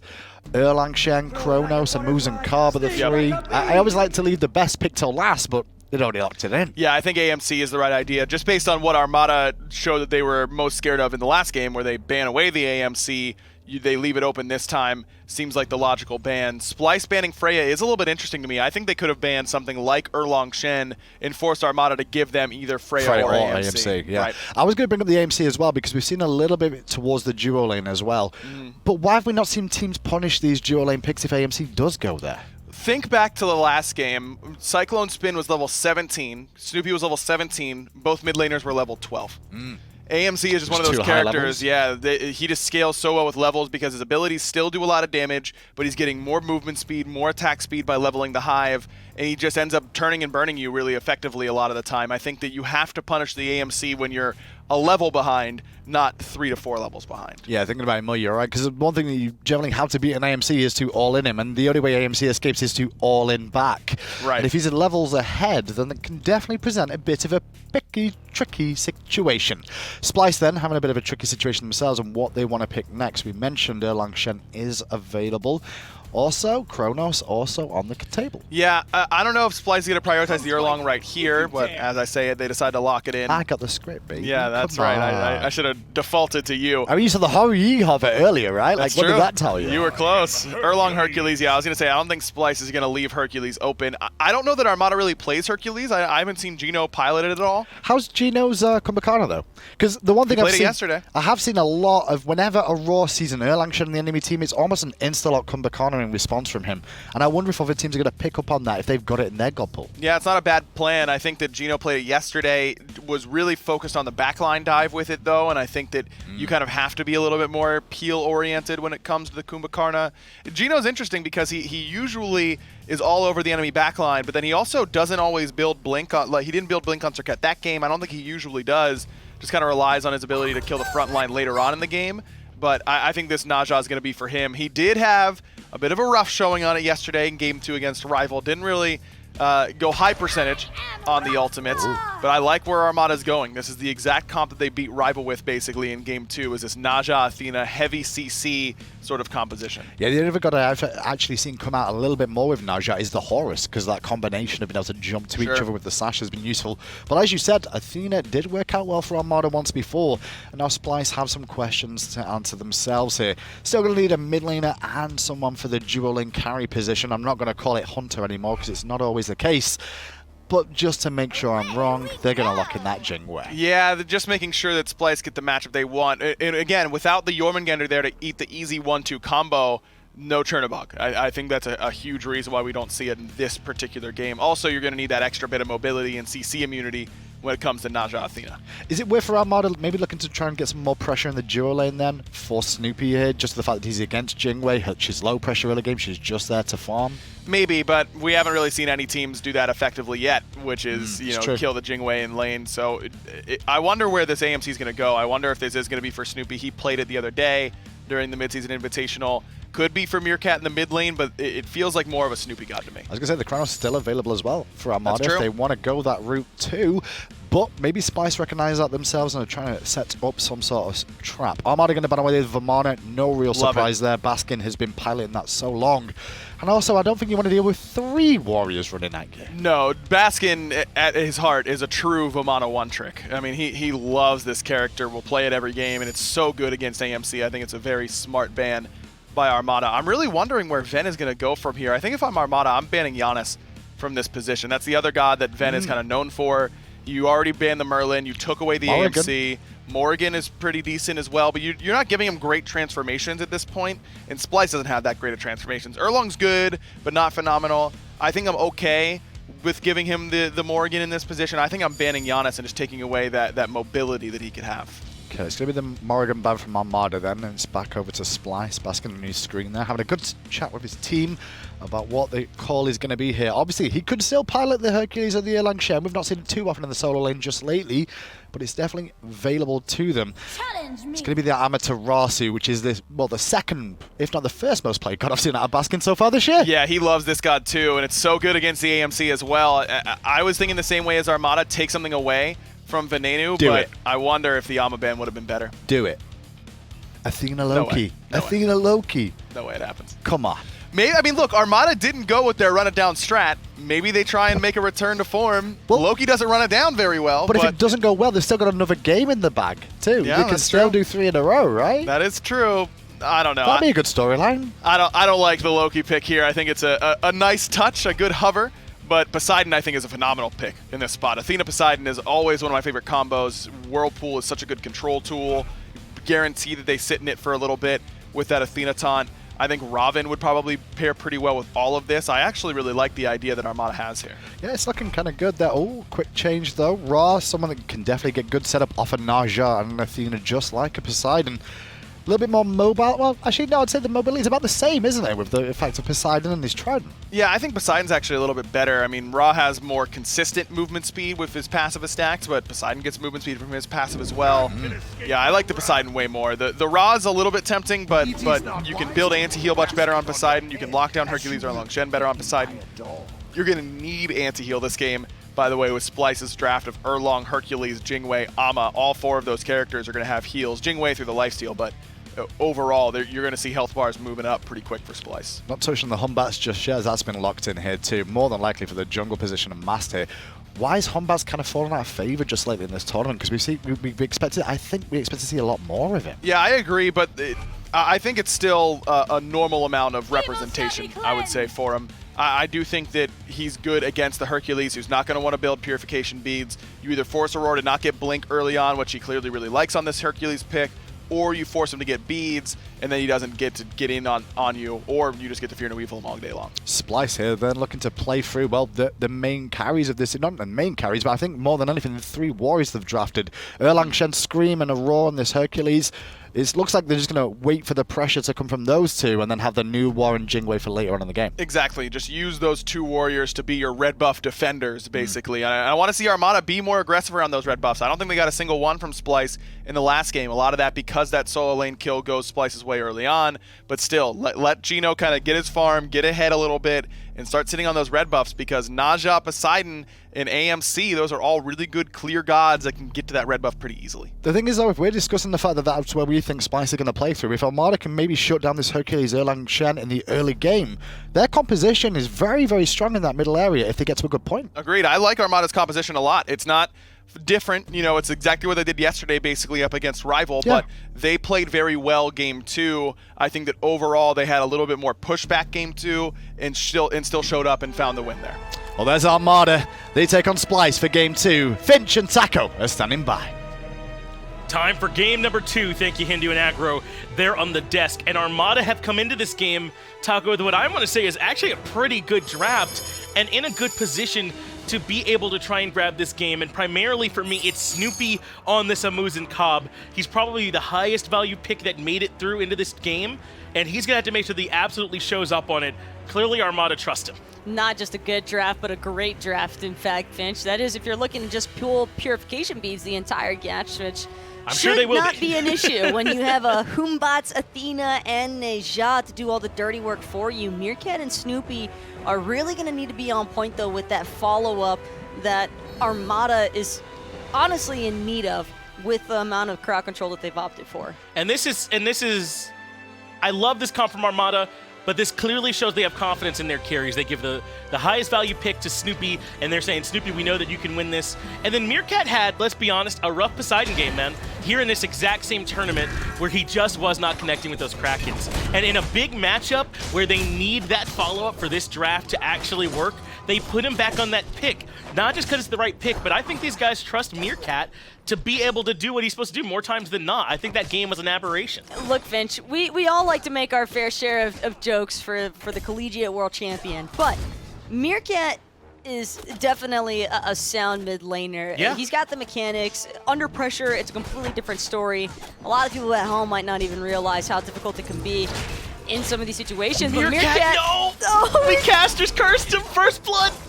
Mass could be next if he's not careful, but seems as though he'll make it back to the safety of his T1 tower. Come on, Meerkat, we're trying to gas you here, man. Gotta have our back when we go to bat for you, my man. But, I mean, that's just, that is something that can't Actually happen. gives up first blood. You're up against, you know, the Erlang Shen early, who can definitely do that. I imagine a Venenu root probably was in the mix in there somewhere too. And now Aror is indeed looking for the buff invades. The casters talked a lot about the red buff invade, but maybe it's blue. Geno already low and pulled back in. Aror hits those every time, but Mast is on his way. They might not be able to get this kill after all. Scream, though, just going to go for the turtle form instead. Keep in mind, Geno's still level 1. Pin should be up any second, but won't even be needed just yet. Solo or Troll can now be in some trouble because Baskin's rotating in also. So they second picked the Hercules, and I'm like, man, I know Auror's good on this, but they left Chronos open. I'm so worried they're going to counter pick it. And it didn't end up happening, you know, that Chronos has been getting banned. But the reason why this team will take Hercules in that slot every single time is because Aror plays it like that every single time. And I don't know anyone that plays the early game better than him when he's on a Hercules. It's nutty. It's so rough for Armada, Finch, because I think if it wasn't Aror, if it was anybody else on the Hercules, but you can't hold W key at the W master. It's what he does, dude. I mean, and I'm a long-time Aror fan, I'll admit it. I mean, I was Fat Chunks Assemble was a team I really liked back in like season 1, right? And Aror was doing a lot of similar stuff even back then. He's been playing this game a long time, and that's kind of core to his identity is he likes to play aggressive. He trusts that he's just mechanically better than you, and his team will follow up. And that's what worked for them just now in that fight in solo. And when you factor in the first blood on Meerkat in middle lane, this is already a big problem for Armada. That's just so brutal because now Armada is doing everything in their power to try and bring this game's pacing back into their favor, but with Geno and Meerkat having to play so defensively already, confined to that T1 tower line in mid, Geno's a full level behind Aror as is, and when you have a Nejal as your support, you typically want to be the aggressors, but that's just not going to be in the book right now for Armada. If they want to create some space in mid, they're going to have to make sure that Meerkat gets an opportunity to catch up first, and I'm not talking so much as terms of experience, but after you get first blooded, it could be kind of tough to want to play aggressive. And I want to make sure that we, kind of contextualize this again. It is the double warrior, right? The warrior in the jungle, the warrior support. I think you do expect this against Armada's draft to do better in the early game as they just did. And for what it's worth, in game 1, Splyce got off to a very similar start, and that game went 44 minutes. It wasn't over just because of how the game began.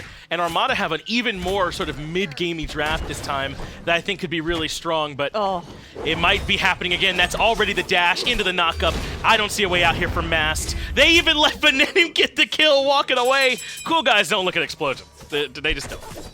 It's just clinical right now. It's kind of gross in a way, but it's also just, you kind of get awestruck watching Splyce in action sometimes, man. Yeah. The fact that Aror so confidently charges in, just like right now, doesn't find the Earthbreaker follow-up, fortunately enough for Geno. He'll be able to scurry on out of there back to the safety of his T1 in mid. But it's just Aror knowing his matchup so damn well. This Hercules is such a force to be reckoned with. Teams typically wind up banning it against Splyce. They don't even like having to deal with this pick because it's such a control piece for Splyce. And Mask on this Batz, it was a big risk versus reward gamble, I think, trying to make it out of this early game, and has definitely had a little bit of an impact in terms of the experience, but it's not so overwhelming just yet that it's unreasonable to imagine Armada catching back up. Yeah, Armada are going to have to try and find some kind of way to stabilize, because not just that they've got this 2K lead in gold and experience, but they've got timers on Armada's side of the map. Over there on blue buff, Snoopy might now be in some trouble. He drops the stinger onto Scream, and that does deter his aggression for a moment. But now that Scream's healed up, they still won't look to go any further. That's good work by Snoopy to not get picked there and to at least stop the bleeding from getting any worse. But notice how Splyce, they had vision over the rotation coming from Armada, so of course Scream and Cyclone are going to back off. That's just expected. But the way that Splyce's mid responds, Venenu and Aror, they also immediately start pulling back towards the safety of that T1 tower. They don't give Armada the opportunity to try and catch them off guard. And that's another issue for Armada. Is if you wanted to generate some kind of early game with Geno and solo Troll off that Defender of Olympus, it's going to be hard-pressed to find it when Splyce is so cautious as is, despite how aggressive they know they can be. And the way this early game is going is what had us confident Splyce could still win, even when Kabam was there and they didn't quite have Baskin. Because yes, Kabam is very competent, but that the other 4 members are also just so good. And that's who's winning it right now. Baskin's barely been involved, as now he is having to rotate over into the fight. And look at this huge rotation from Armada. No more blue buff steals for you, Splyce. They come over in force. And Geno wants more than to just show up. He takes Aurora up into the air, brings it right back down into a Whirlpool Kraken, and Aurora finally dies. It takes every ultimate they have, but Aurora gets punished. Splyce now, or I should say Armada now, should be on the lookout for some return aggression from Splyce. Didn't really cost them much of anything. Scream already trying to hunt down Solo or Troll over here in solo, but might just be using this as an opportunity to wrap around Geno and Meerkat from the backside. There's been a lot of back harpy focus as well up against Mass Jungle, and this Batz has really struggled to stay on par with Scream when the Erlang can just so freely invade his jungle. And this is going to continue to hurt Mass. If they do have to 4-man split blue buff every time just to make sure it doesn't get stolen, then yeah, he'll keep falling behind Scream as now they go aggressive into Geno. That's the haste effect into a 2-man taunt, into a boulder, into a death for Geno. Let's go Roar, up 5-1 now over Armada. That's also part of the danger for Geno. It's almost like he's signing his own will every single time he expends that Windfire and Wheels, because Splyce then know, well, it's an Ajag with a shell, not beads, so all we have to do is CC him one time and we can burst him down. And we use a lot of words for like dying or death or got killed, but for some reason when you said will, that really brought me into the real world and made it personal, Taco. That's, I don't know, that's a little dark. I don't know why. It's kind of a death sentence, man. Yeah, He's almost on death row every time he tries to And one would need a will in that situation, yes. That's pretty scary. Poor Mass right now, he's just on life support. He absolutely is. He needs to find a way to get some farm. Mass is able to make it, though, back in time to get these Harpies this time. That's been one of the real backbreakers for him, too. Yes, the blue buff and having to split it and it being stripped has hurt him, but also Scream's able to come over and grab that on almost every spawn of it, too. Being able to get back on control of the timer helps, but Splyce did have a ward, so they'll know when it's up next time. But this is soft conditioning as well from Splyce, and that's what makes it all the more brutal for Armada to try and deal with, because they're so accustomed now to Splyce attempting to invade back harpies, attempting to invade blue buff, poking their heads into Mass speed to see whether or not they have an opportunity to steal, that Armada has been responding, and that 4-man aggression into Aurora could be problematic as this match continues to progress, Finch, because a new Guan and a Jing, that's more than enough DPS to look at a Gold Fury. And with Snoopy on this Muzen Cobb, yes, Muzen Cobb is good and probably ideal for a 1v2 situation, but at the same time, his mobility is somewhat hindered, and he could be in trouble of his own if he's not careful. They are going to try for the commit here onto Aurora yet again. Meerkat, though, worried about Scream in the backline. Instead, they switch and drop the Kraken onto him. That means no one can help Geno. He ends up falling. Venenu ends up taking out Mass at the fire shards. SOT out of position. He dies as well. All a Splyce here in the middle lane to answer back. That's a 3 for 0, and they're going to start moving right into the jungle of Armada. There's no red buff here for them to grab, so they might as well head to gold, which they will. Purple buff has spawned, but they're going to settle for gold in this situation. Finch, that was just so heartbreaking, though, for Armada. They knew that they wanted to aggress onto Scream, and now Meerkat, they'll just stand in place and accept his fate as Scream picks up his 3rd kill of the match. This Erlang has been on an absolute tear against the squishies from Armada. But I did like the idea. Despite the fact that it went completely south and blew up in their faces, Armada had the right idea with the distraction factor against Splyce. Geno takes one up into the air. You automatically assume that there's going to be a Kraken waiting for him at the bottom. Instead, they turn back around. I guess that's also just strong play out of Scream to try and flank from behind. Yeah, I think they did want to roar, and they just had to try an audible and get Scream, unfortunately. Yeah, good rotation. That Kraken, though, is just... Unfortunately, too reminiscent of yesterday's. Right, it wasn't quite where you wanted it. Scream makes it out of there A-OK. And that fight ends up going in favor of Splyce. And this is the kind of early game dominance that really Armada can sometimes be known for, especially in the SML. And instead, the script has been flipped. It's Splyce playing it so aggressively and so well here early. It was the day before yesterday, too. I just realized Meerkat had a great performance against Rival. Right, it was the first day. The first day. Yeah. Happens. Hey, man.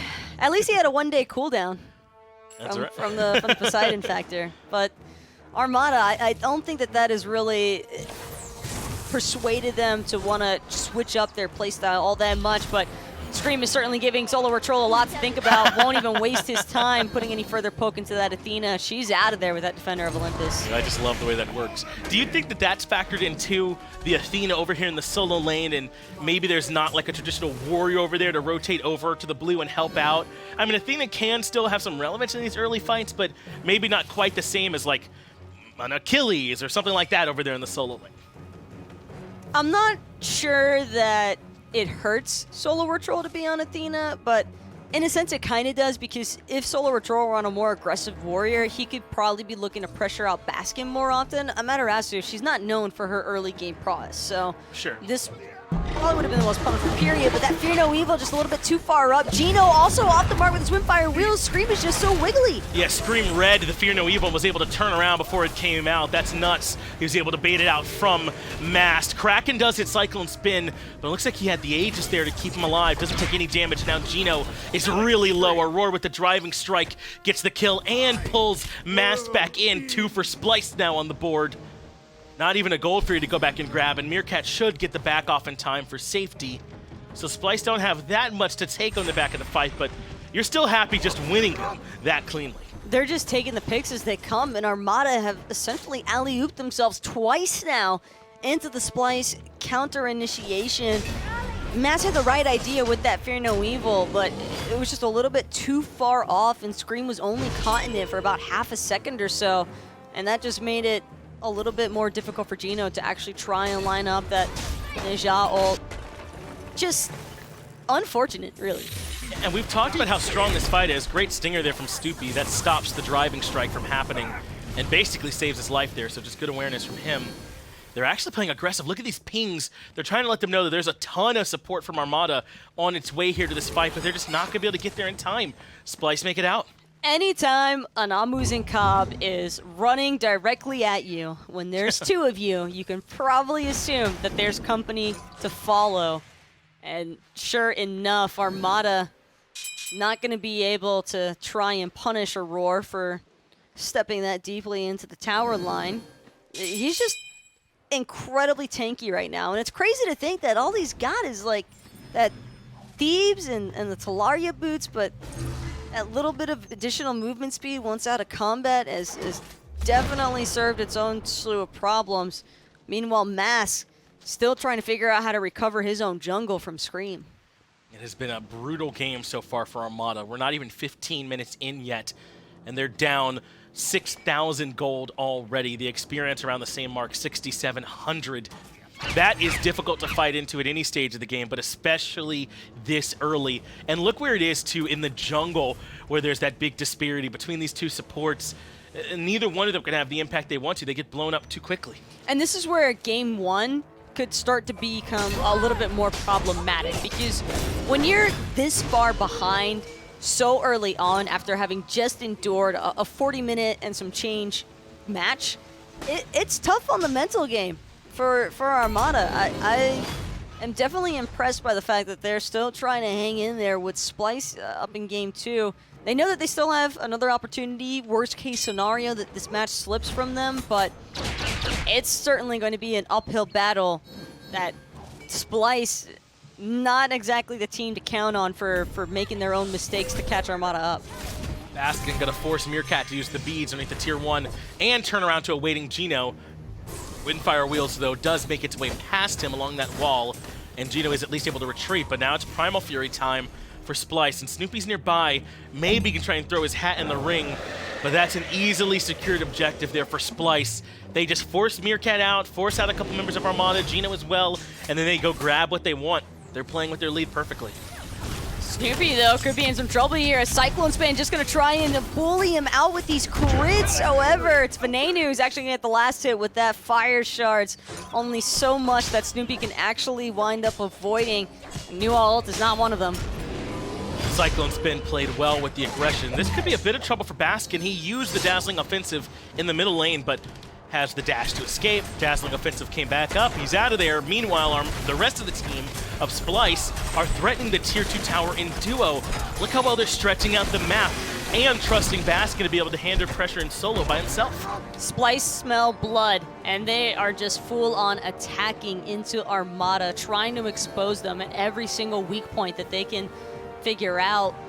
And realistically, the primary ones being the fact that this Ninja support, well, I think had a good mentality on paper, just not necessarily able to actually translate into gameplay. And I can't help but wonder how much of that is related to the fact that Meerkat took that early first blood spill. It was just a little bit too untimely, but that put a huge halt on the potential of that Ninja early game. I think that it did. They lost control of the jungle right away. The Erlang Shen had a lot more presence than the Batz did. I was asking you earlier, do you think Athena has enough early presence to defend the right side jungle the way a warrior would? And I'm not sure if she does either. And Splyce took advantage of all of that, and now they're going for a 17-minute Fire Giant. They don't even have the Frenzy this time. Aurora actually has Aegis, but it was more than enough. They get the Fire Giant anyway. Meerkat gets bullied out of the fight anyway. Splyce doing whatever they want to at this point. Poor Meerkat, man. Scream, though, not willing to let Geno go away for free. Gonna force out that Windfire wheels, whether Geno wanted to or not. And looks as though Scream's trying to take the speed buff in the process, but a nice defense from Solo Patrol is going to protect Mass speed for now.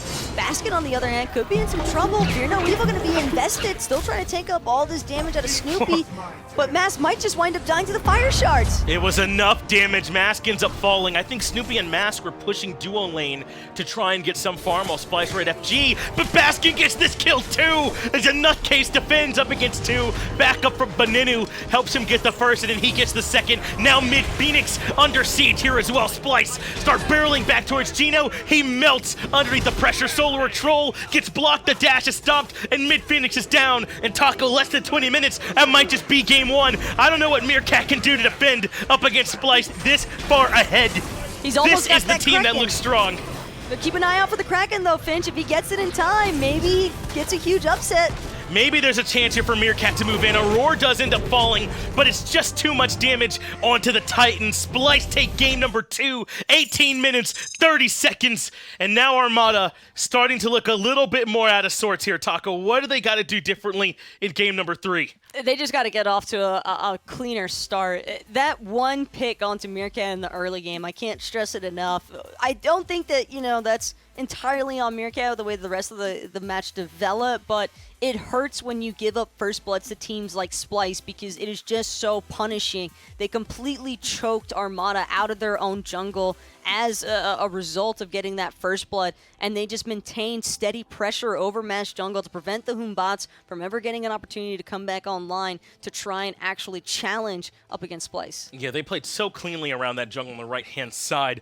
I mean, that's what they were talking about on the desk, right, was that Splyce would come into this game looking for jungle control, looking for those invades very early on in the game, and that's exactly what Splyce did. It was the blue buff on the right-hand side, not much SOT could do, not much Mask could do, not much Geno could do. They just got squoze out, as you said, and Splyce take the game. There wasn't really a backup plan there for Armada. It was kind of all or nothing with that composition. They had a lot of really strong bead burners, drafted, but not really a way to actually sync them all together. They never got to that mid-game where I think that team would have been really good. It ended at 18 minutes, so yeah. Unfortunately, that is game 2 down for Armada. Now their backs up against the wall. Maybe the desk some ideas about what they could do better. Well, we'll definitely get to that point first, but I think we looked at the picks and bans, we discussed what would happen in this game potentially, and well, it was all about splicing that early game, right? And it was really just a tale of, well, Aurora and, of course, the jungle position causing so many problems for them. Yeah, the Erlang Hercules, we were saying that it might cause problems, and it caused all of the problems. I mean, Scream gets the early kill in mid, walks over, gets more kills in the solo lane, which is basically duo at the early stages now. Aurora eventually quadruple bounced Meerkat with a boulder and insta-killed him. Not the luckiest game for Armada, we'll put it that way. We spoke about Armada yesterday and how they kind of ran it down mid, made it a ranked game, made it very much pigs in mud, so to speak. But that was the same instance of Splyce doing the same thing in the early game, and Armada just kind of collapsed because they realized themselves they were losing at a game plan that would have been theirs. Exactly. I think that's why Meerkat was saying this is probably our worst matchup of any team in the tournament, because Aror is so willing to get into these sorts of games, because he just makes so many plays. He seems so comfortable in these moments. And on the Hercules again, he's shown his performances this year. Rough season for Splyce with how everything started off in the breakup of the original Splyce team, but Aror has been consistent all year. He really has. He's looked very good, and this is just a little bit extra right there. Solos Meerkat all by himself because he was already 2 levels up or something like that at that point over Meerkat. Feels good as a support when you can do that to a mid laner. Yeah, no, it doesn't feel very good at all for us on the other side. Splyce has got to be feeling great, though. I mean, they've looked unstoppable so far. I mean, yes, game 1, they end up having a longer one, but they were still in control for the majority. I think as well, I think the faces of the Splyce players there, with the smiles on their face a little bit, there's a little bit of relief, I want to say, because a lot of this tournament, I mean, the number 1 team rival getting knocked out by this Armada squad, there's a small inkling of like, hang on, maybe this Meerkat charm is actually that good of an issue. That it could potentially be a bit of a tricky situation to be. So Splyce, I think, after 2-0 now, are a little bit relieved about the state of play. Yes, I think so as well, especially when, you know, Aror and those guys probably thought Rival was a really good team they were going to have to face if they did well against the United. And then to see them get crushed in 2 games, you're like, oh boy, how good is Armada in this sort of situation? And Armada has played well, at least in game 1 they played well. Game 2, the start really handcuffed them. There was no way they came back from that. And that's what I was going to say, because Finch mentioned that as he threw it to us on the desk here about what they could have potentially done better. And don't just tell me don't die, because that's a very simple and very good analytical point, but it's not always as easy as all that. Yeah, don't invade blue when you're level 1 and Erlang's level 3 coming in. That's probably not a great idea. Here's the beginning of the adjustments that I would make if I were Armada. I would type in Hercules into the search bar, and I'd press ban. Yes. In the first phase? 100%. 100%. If your strategy as Armada is to run it down and just try and get the early game lead, Hercules is preventing that. So you ban it. I mean, sure, that means that maybe Cyclone gets Freya. Probably shouldn't do that. Maybe, I don't know, Ven gets Merlin again. Sure, they did okay that game that he had Merlin. You cannot give him Hercules. But I feel like Aror's picks have been telegraphed quite a lot this year. In terms of what the enemy's presented and what his team's drafted, you can already get a clear direction where he's going. What about trying to bait him into a different pick than the Hercules because he thinks it's going to work out better? He won't. Why? He just one-shot Meerkat. I mean, he did. That's more fun to him than anything else in the world. It's his. So why would he pick anything else? I don't know. Well done, Armada. Great start to these picks and bans. Here, I think Splyce was willing to ban Freya, so I think Snoopy did well in the AMC. He was really the only one treading water for the majority of the game, so maybe you try and leave that open. You can go with the Merlin ban here if you want. Freya, to be sure, I think is totally fine as well. Freya is taken out just in case Splyce do leave it open. Remember, AMC definitely available. Chronos too, even though Chronos hasn't had the greatest game so far today. He's still potent. Splyce, though, really respecting that Jormungandr from solo to ultra. And I like the AMC pick right away by Armada. I mean, look at what Meerkat did yesterday against Rival. He picked Erlang mid with Boots 2 and double Chalice. Bring me some of that back, you know? I mean, let's see some, I don't know, Thanatos or something. Just something really early game that lets you really start to push a lead if you can get one. Well, Venenu more than likely going to get to pilot Merlin this game, and Erlang Shen probably for that gentleman on your screen there, Scream. Gino then going to have a bit of a decision to have to make here what he's going to play in the support role. Game 1 on the Serqet, that kind of worked now and again. Yeah. Is Serqet still an option here? Yeah, absolutely. I think it's very good here. I'd go probably Serqet and something aggressive in Set I think is great actually. It's a bit early though. It is, but they're probably gonna ban it. I don't know that you really want to give Snoopy Vulcan in this game against the Erlang Shen. I think Set can fare a little bit better. I think I go Set Serqet. You know, I'm not too upset about the Set more than I think about it, just because Scream may still pilot that. Erlang Shen is a flexible god, could be in the support role, not seen too much of it. But instead they're gonna actually lock in that Terra. Last time I saw the Terra for this team, I'm pretty sure it went solo. Could have been. Maybe Geno played it. I can't recall. There's been a lot of games for Armada already. Well, this year. Yeah, this year overall, but even this week, we've seen quite a few.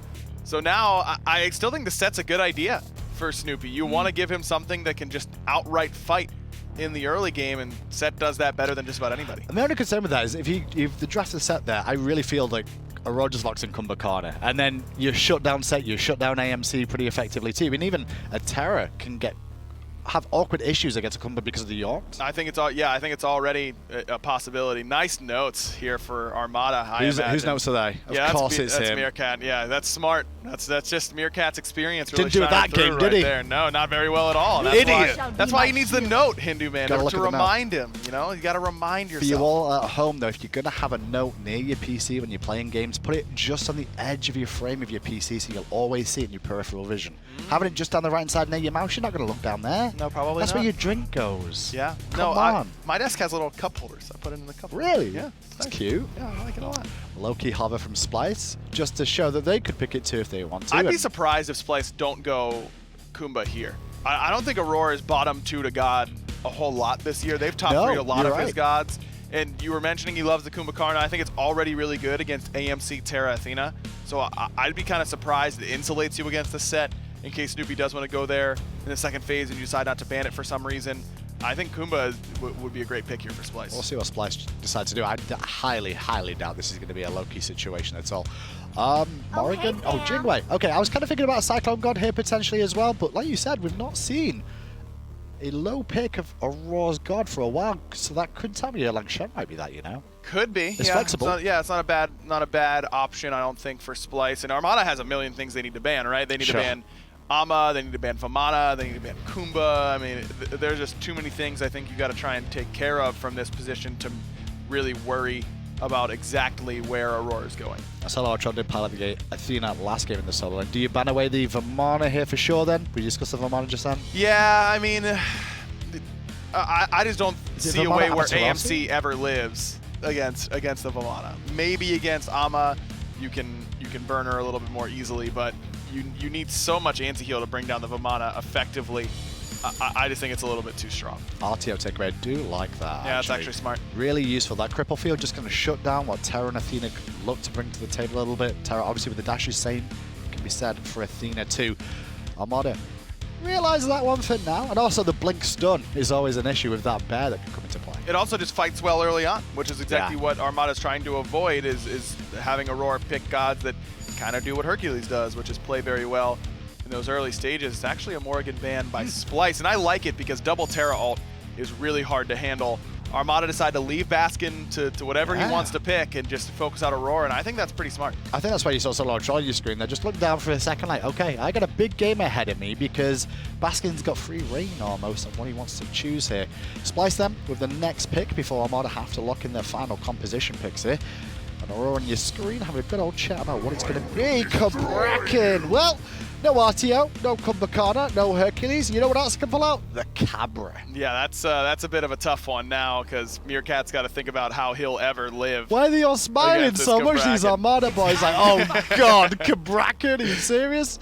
And then they take the Vamana away themselves. Oh, it's good. Oh, okay. Kukulkan. I was gonna say that's Vamana mid for Meerkat, and I was Vamana jungle now, right? Or Athena jungle? Ooh, could be Athena jungle. Right, it's definitely Athena or Vamana in the jungle. There's no way the other three are going to actually do that. If I see a Cuckoo jungle, I think I am quitting. Well, we could just send Vinny in there, and he'll smack him up a bit. For the I hope so. Yeah. You want me gone? Is that what it is? Okay, maybe I do. Splyce with one more pick required then. Cabrakan, I'm expecting the support role, but now that Cuckoo and Vamana locking, it could switch it up. I've got it. Okay, Amaterasu. AMC. No, I'm talking about Armada's comp. Oh, AMC solo. AMC mid. Okay. Kukulkan ADC. Right. Vamana jungle. Okay. Athena solo. Now tell me why that's good. Because Snoopy Can play Kukulkan? is a Kukulkan main. Oh, I mean, he can play. I thought the Amaterasu was the last pick here. Yeah. I kind of expected that one for Baskin because his real two go-tos have been Vamana and Amaterasu.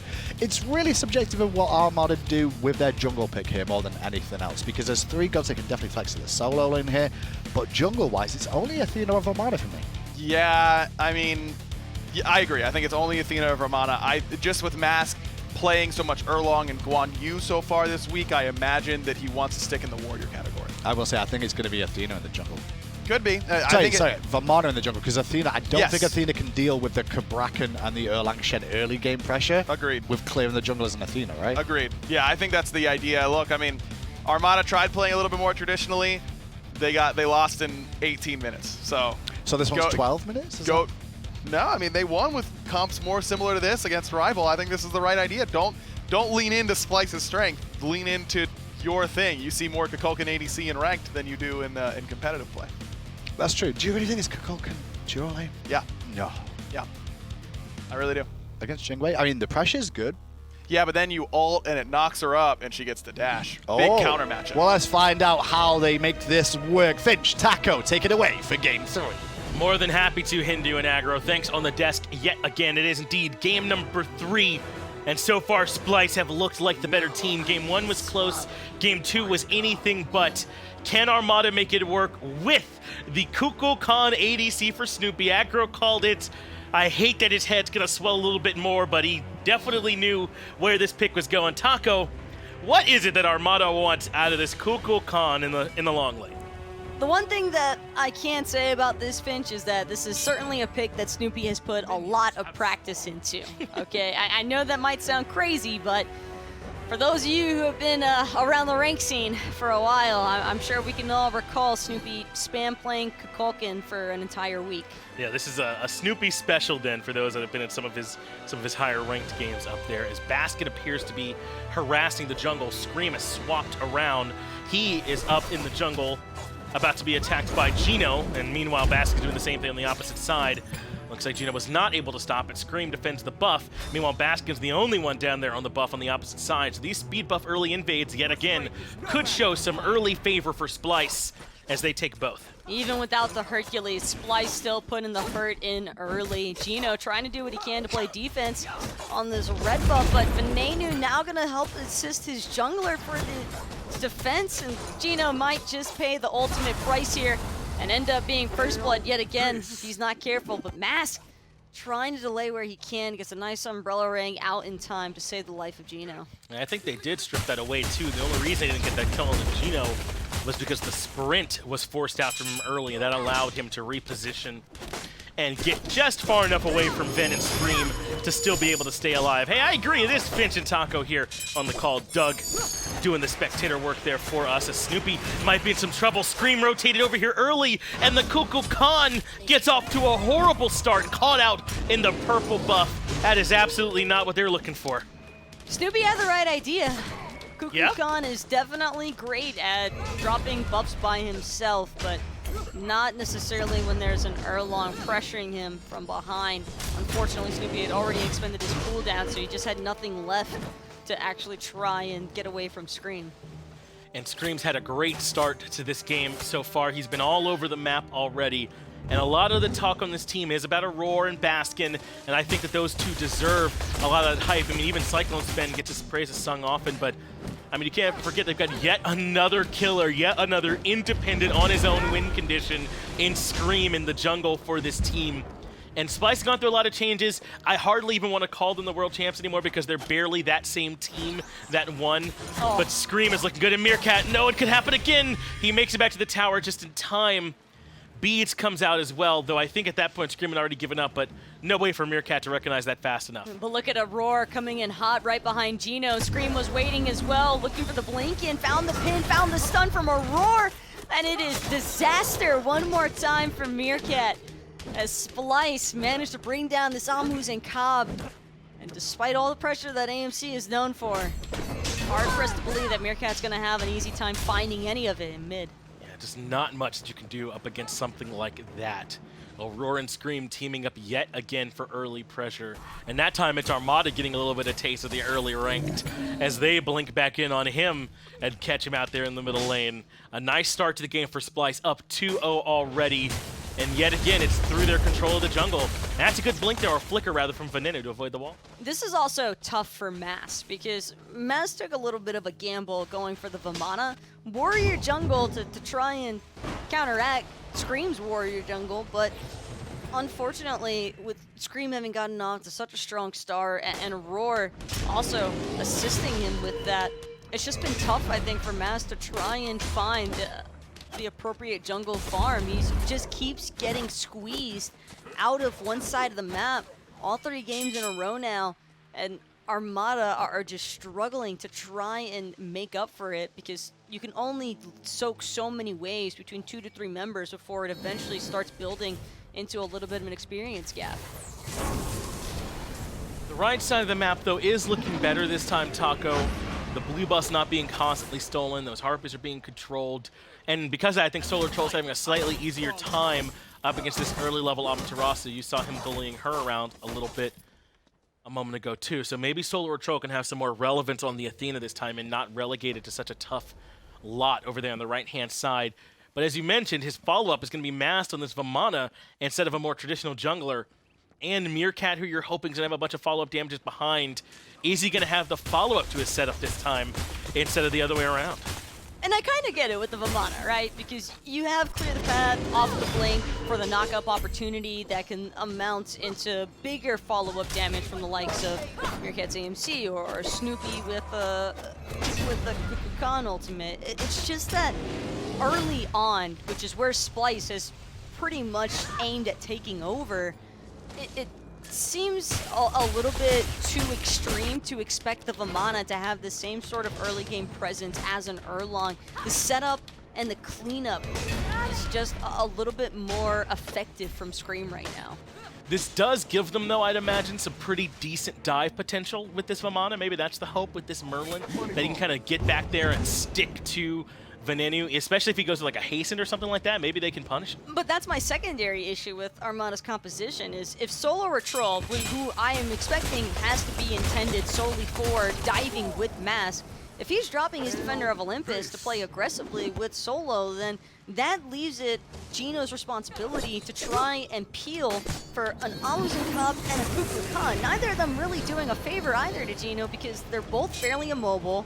There's lots of dive as well from Splyce between Cabrakan, Amaterasu, and Erlang, and it just seems a little bit too far-fetched to expect Snoopy or Meerkat to survive through Splyce's pressure. Snoopy knows he doesn't have a whole lot of directions in which he can run at this point to try and get away from Cyclone and Aurora. He's dead in this position. Maybe he can find something in return. A good airstrike from CycloneSpin means no way. 3 now on the board for Splyce. And Scream looking for a chance to maybe even bully out Geno. A nice job there with the root, but now he has no movement. Though he has a lot of backup, I think Scream knows he has to keep on running.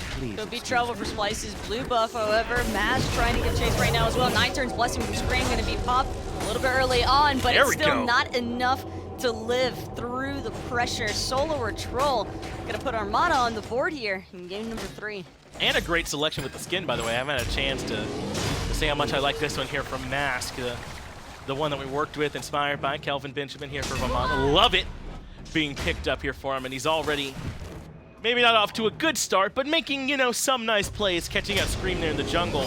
And that's what I talked about from last game. There was no way Baskin could rotate over to help because Solar Trolls had pressure all game. Well, I actually really like that from Mask because even though it doesn't really alleviate the pressure directly from dual lane, it's still drawing Splyce's attention away from dual lane, and that's a little bit of help that Snoopy definitely could go a long way for him. He's trying to work on this Book of Thoth now after having rushed the CDR boots outright. That boots rush to begin with might actually be part of the reason why he's dipped so far behind against Cyclone. Yeah, those 2 deaths definitely don't help either, as Aurora has shown quite a bit of attention on that side of the map. And that is different, isn't it? We don't normally see that many ganks into the long lane nowadays, but maybe Aurora showing some special attention to the Kukulkan. It's an unknown factor here in this game that you don't know exactly how it's going to end up playing. Maybe just try and come over here and shut it down, and it's worked really well for Splyce so far. Though, to be fair, they're not that far out in front, a little bit less than 1,000, so this isn't out of reach for Armada by any means. One positive, though, for Snoopy is that Spirit of the 9 Winds just smacks dummy hard. And even if Aurora gets off a nice wall with the Cabrakan, it might turn into one of those situations of, I'm not trapped in here with you, you're trapped in here with me, considering a lot of the AoE damage that Snoopy might be able to provide a little bit later on here, because while he is at a slight level disparity to Cyclone, with the Book of Thoth now being finished and stacks starting to be added in, some of that damage might be more noticeable. and it can serve as a bit of a deterrent for some of Splyce's more riskier Fire Giant calls that they like to go for. I mean, his ultimate on this Kukulkan, that's about as good as it gets in terms of contesting objectives. And maybe Splyce would have to either make sure that he's absolutely dead or that's ultimate down before they can even go for it. As Scream lets her Meerkat finally finds the knockup and avoids the stinger. It's off the mark, and Aror wants to make his way right to the back line to try and find the B. Solar Troll, though, gets a great two-man taunt that cuts off some of the aggression, but Baskin is undeterred. He makes his way to Meerkat and finds the kill. Aror still trying to get away. Yes, not going to be able to stop Aror from getting out of combat long enough to get that blink off, but Baskin could be the new focus here. Scream's going to wrap back around just to prevent Armada from fully collapsing on top of his solo lane. He takes some damage. Solar Troll wants to stick around and look for a taunt that stops Splyce from following up on the rest of the low HP Armada. But yet another skirmish in the jungle that ends up going Splyce's way. Kind of our first team fight, even though it wasn't particularly long, where we had multiple members there. That rotation from Solo or Troll, though, prevented Splyce from getting what probably should have been 3 separate kills there, Finch. That was a beautiful pincer maneuver from Baskin on the backside with a dazzling offense, while Aror had all that distraction factor on the front end. And Meerkat, while he didn't manage to survive through all of it, at least lived long enough for Solo or Troll's rotation to be felt. And this is the difference, I think, between pressuring duo and pressuring solo. In our current meta, when you pressure solo, it opens up so much of the map. There's more camps over there to take. It hurts the jungler a little bit more. When you pressure Snoopy, you really only put Snoopy behind, and Solar Troll can still make some helpful rotations too to come over and back up the team. I think Armada are definitely still more in this than they were in game number 2.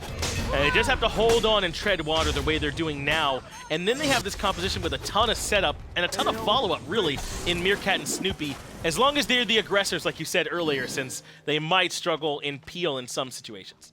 Yeah, only about 1,000 gold behind so far, which is definitely a night and day difference compared to how game number 2 actually panned out. Mass, though, looking to get a little frisky here with Baskin and have Defender of Olympus backing him up, but Baskin still able to defend his blue.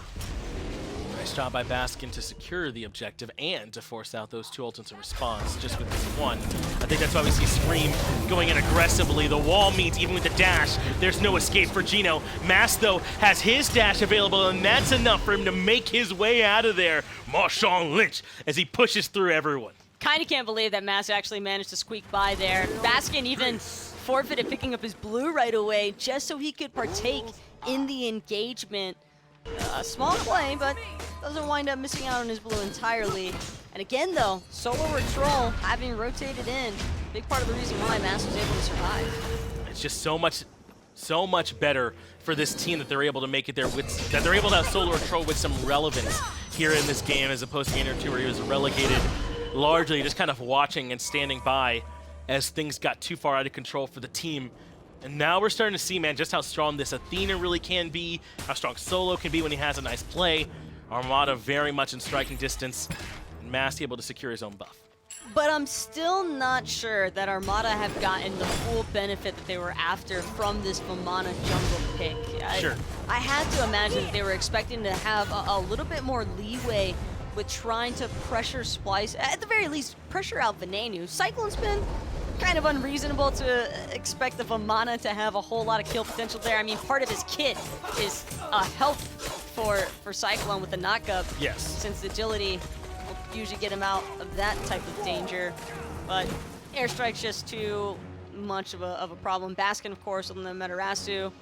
Trying to gank Amaterasu also feels a little bit pointless at the start, but Splyce are tired of ganks. They just want the objectives. Well, let's get this started, and Gold Fury has already been pulled, and Splyce grab it yet again. But they want the fight on the back end. Ultimate doesn't hit much from Snoopy, but Solar or Troll gets Scream anyway. Mask is still charging forward on the Vamana, and is able to end up dropping. Aror gets the kill. It's 1-for-1 as Baskin makes his way out of there. But now Snoopy's the furthest forward, has to use the Aegis, but it does not save him from the airstrike from CycloneSpin. That's another kill, and now Meerkat stuck forward. They have to fight at this point. A double kill for CycloneSpin, and this fight comes up all Splyce. They have to fight, but they don't want to fight, not against the likes of this Jing Wei. Cyclone now going to get chased to Geno instead, but seems as though the front of the fight is already dissipated. Aror mostly just chasing out Solo Troll so he can find the farm and keep this Athena at bay for as long as possible, but only so much you can really do up against Solo on the Athena, so Auror's just content to hold the wave instead for Venenu's, Scream's return. Venenu's still sitting it out in the fountain for a little bit longer. But it's Baskin who picks up the frenzy this time, Taco, and they pop it. I mean, to be fair, the goal fear was already pretty low when they do, but they use it to confirm the objective and start the fight. I mean, did Splyce see something in particular that started that fight, and why did it go so bad for Armada? Snoopy drops his Spirit of the Nine Winds, hoping for a steal, but failed to connect with a God or the Gold Fury. And without that big team fighting ultimate, when Armada looked to try and choke point Splyce at their red buff, it was just, Snoopy shouldn't have been leading the charge.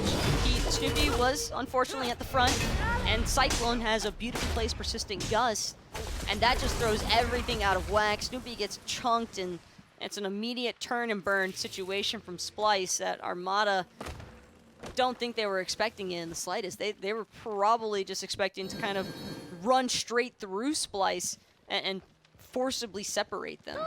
They were really close, though, in that fight, but that's one of those fights to look at the end of the game.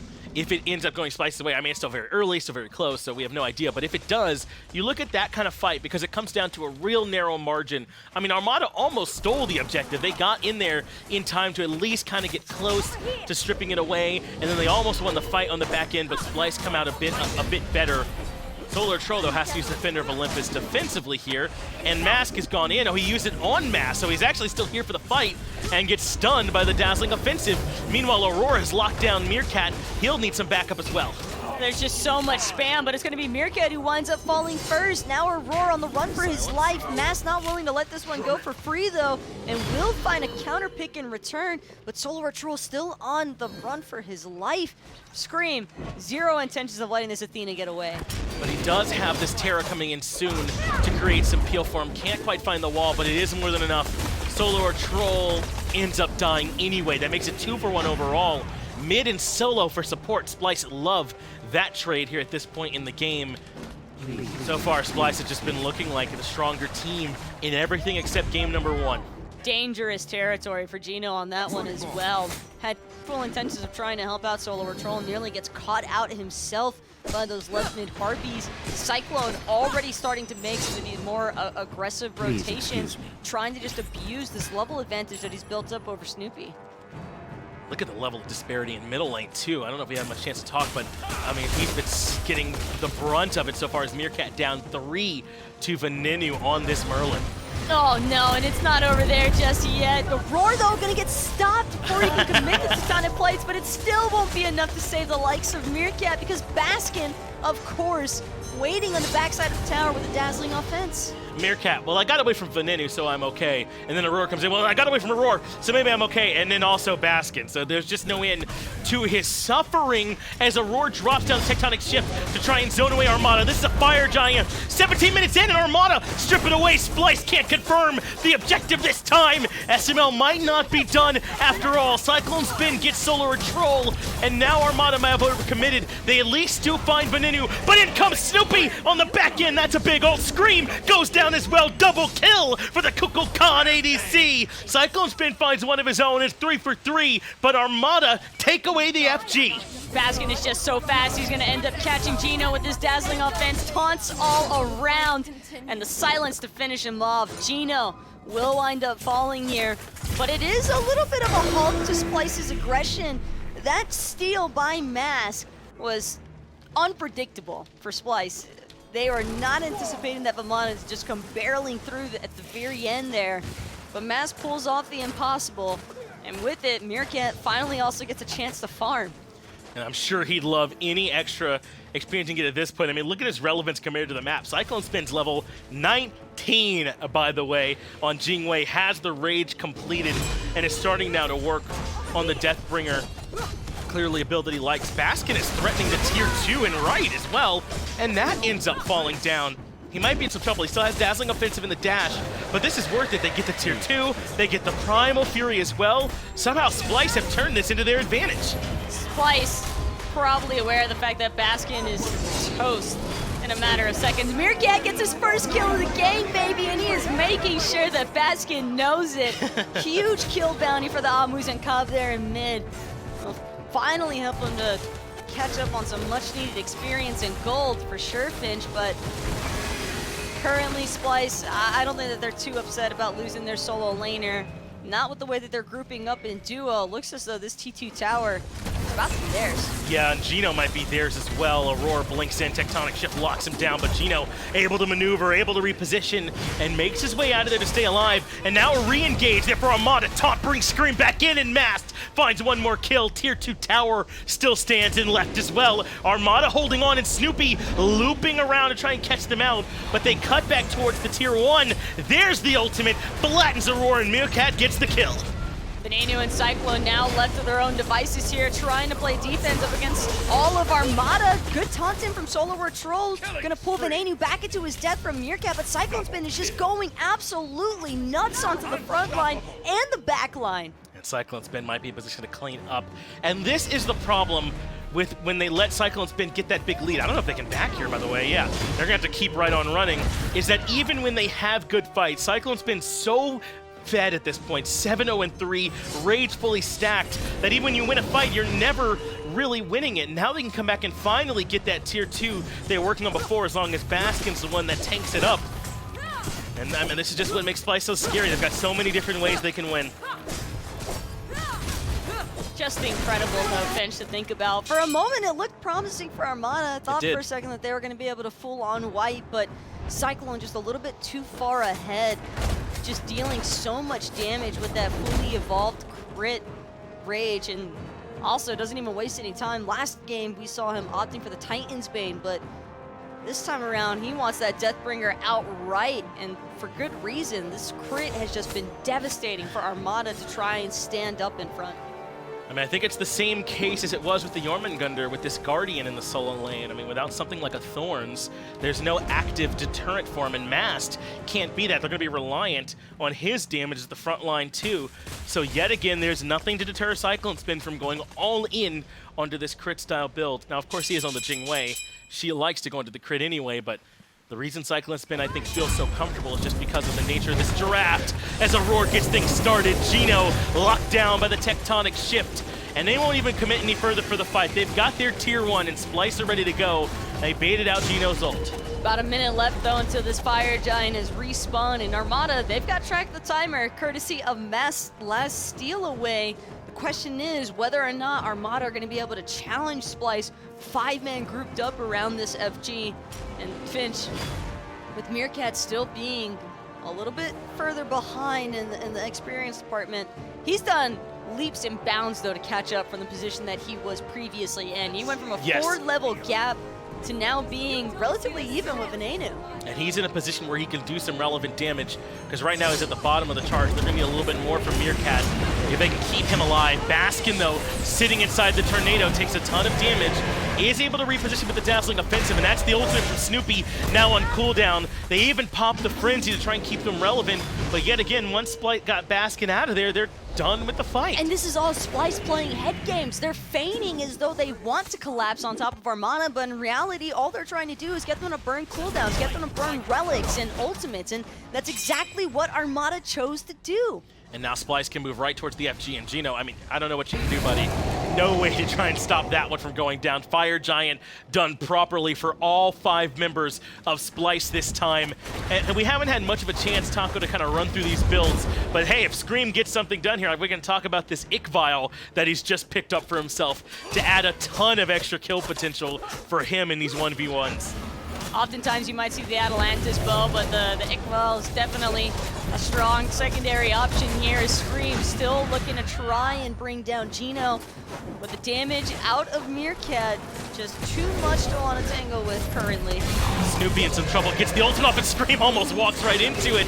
Snoopy will certainly die there to the pin, but Aurora still has the dots ticking on him, but he ends up surviving. Venenu finds Solar Troll and the mid Phoenix with some help there from CycloneSpin in the mid lane.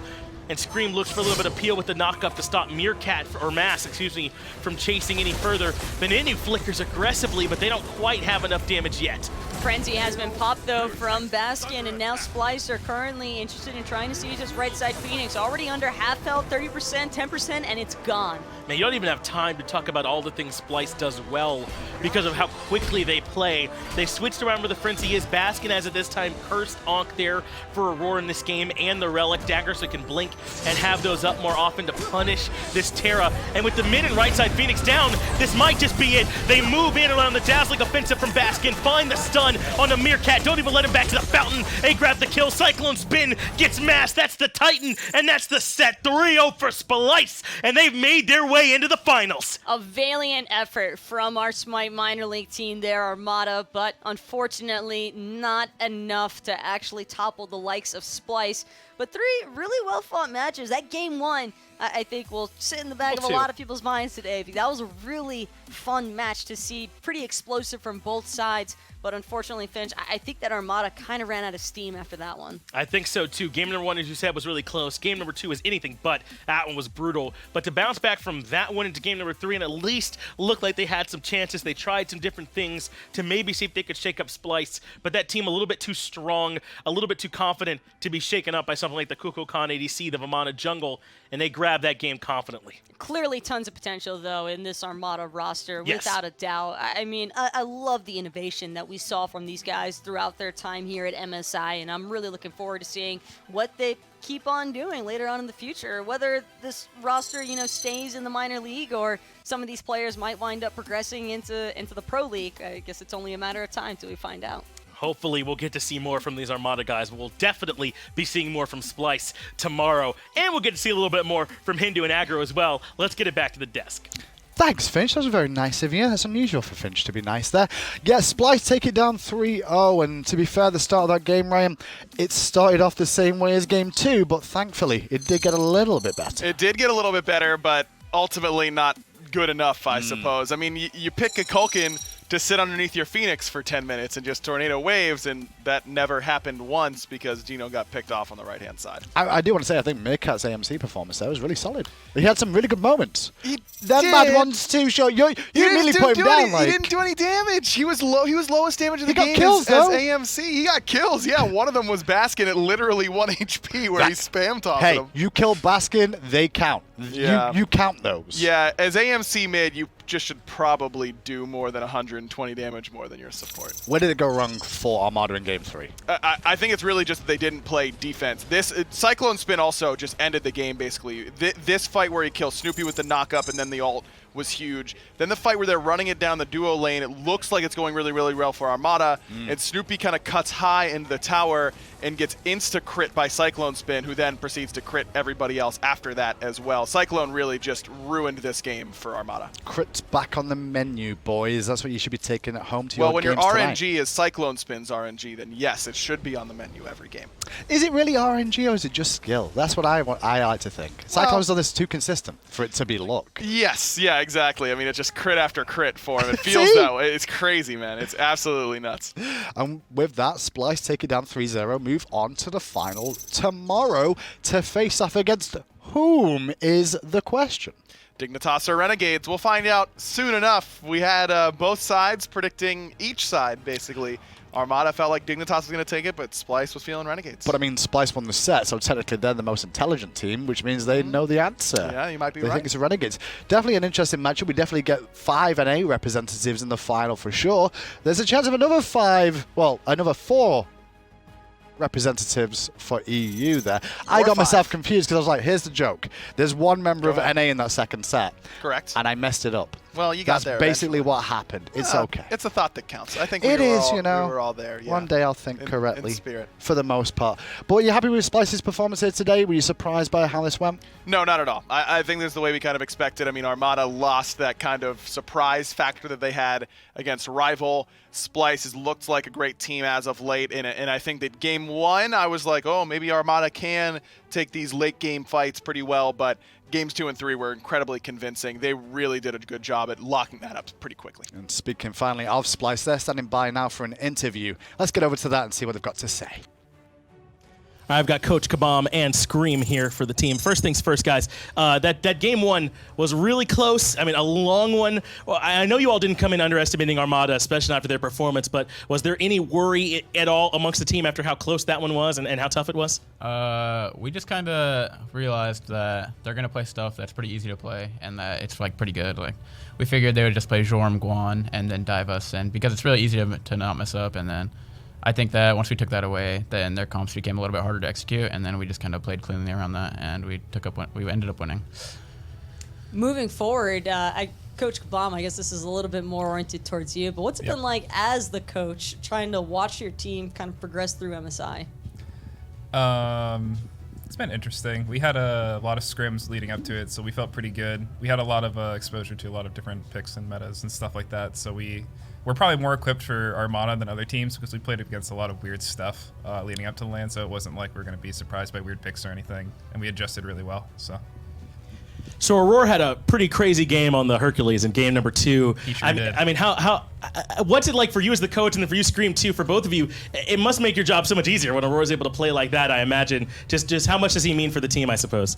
It's just sometimes when Aurora gets Hercules, he goes 0-14 in scrims. Sometimes when he gets it, he goes 14-0. He's actually just sometimes he's crazy on that character, but sometimes he runs it down. But he makes a lot of room in fights. I don't know what it is. He is the biggest brain ever. He triple tapped Meerkat with a boulder. Right. Yeah, that's geometry, right? I couldn't find where the last one came in, by the way. I saw it and I was still confused. Yeah, I don't know. He's the man with the angles. That's all I've got for you. Hey, well, while we're talking about God Pins in particular, Scream, you can blink twice if your team is holding you hostage for that Erlang, man. What's it like? He's our meta slave. Having your pick decided before the game. I mean, I'm just a meta slave, but the thing is, if people give it to me, I'm gonna beat them with it. Is how it's gonna go. So I mean, that's just how it is. Well, Scream, this is my last question for you. I mean, you're on a team with so much talent. I mean, everyone talks about Baskin so much and everything, and Cyclone and Aurora. I mean, and you're such a strong player in your own right. Do you ever find it hard to maybe even stand out on a team this good? The thing is, like, when you want to win, you don't have to stand out. Is the thing. Like, I have probably the 2 best side lanes in the game. So as long as I'm playing like well enough to not feed the game, and then I think that we'll end up winning regardless. All right, well, congratulations on that win. Looking forward to seeing you guys in the final. We're going to have a quick break and be back with the other half of the semifinals after this.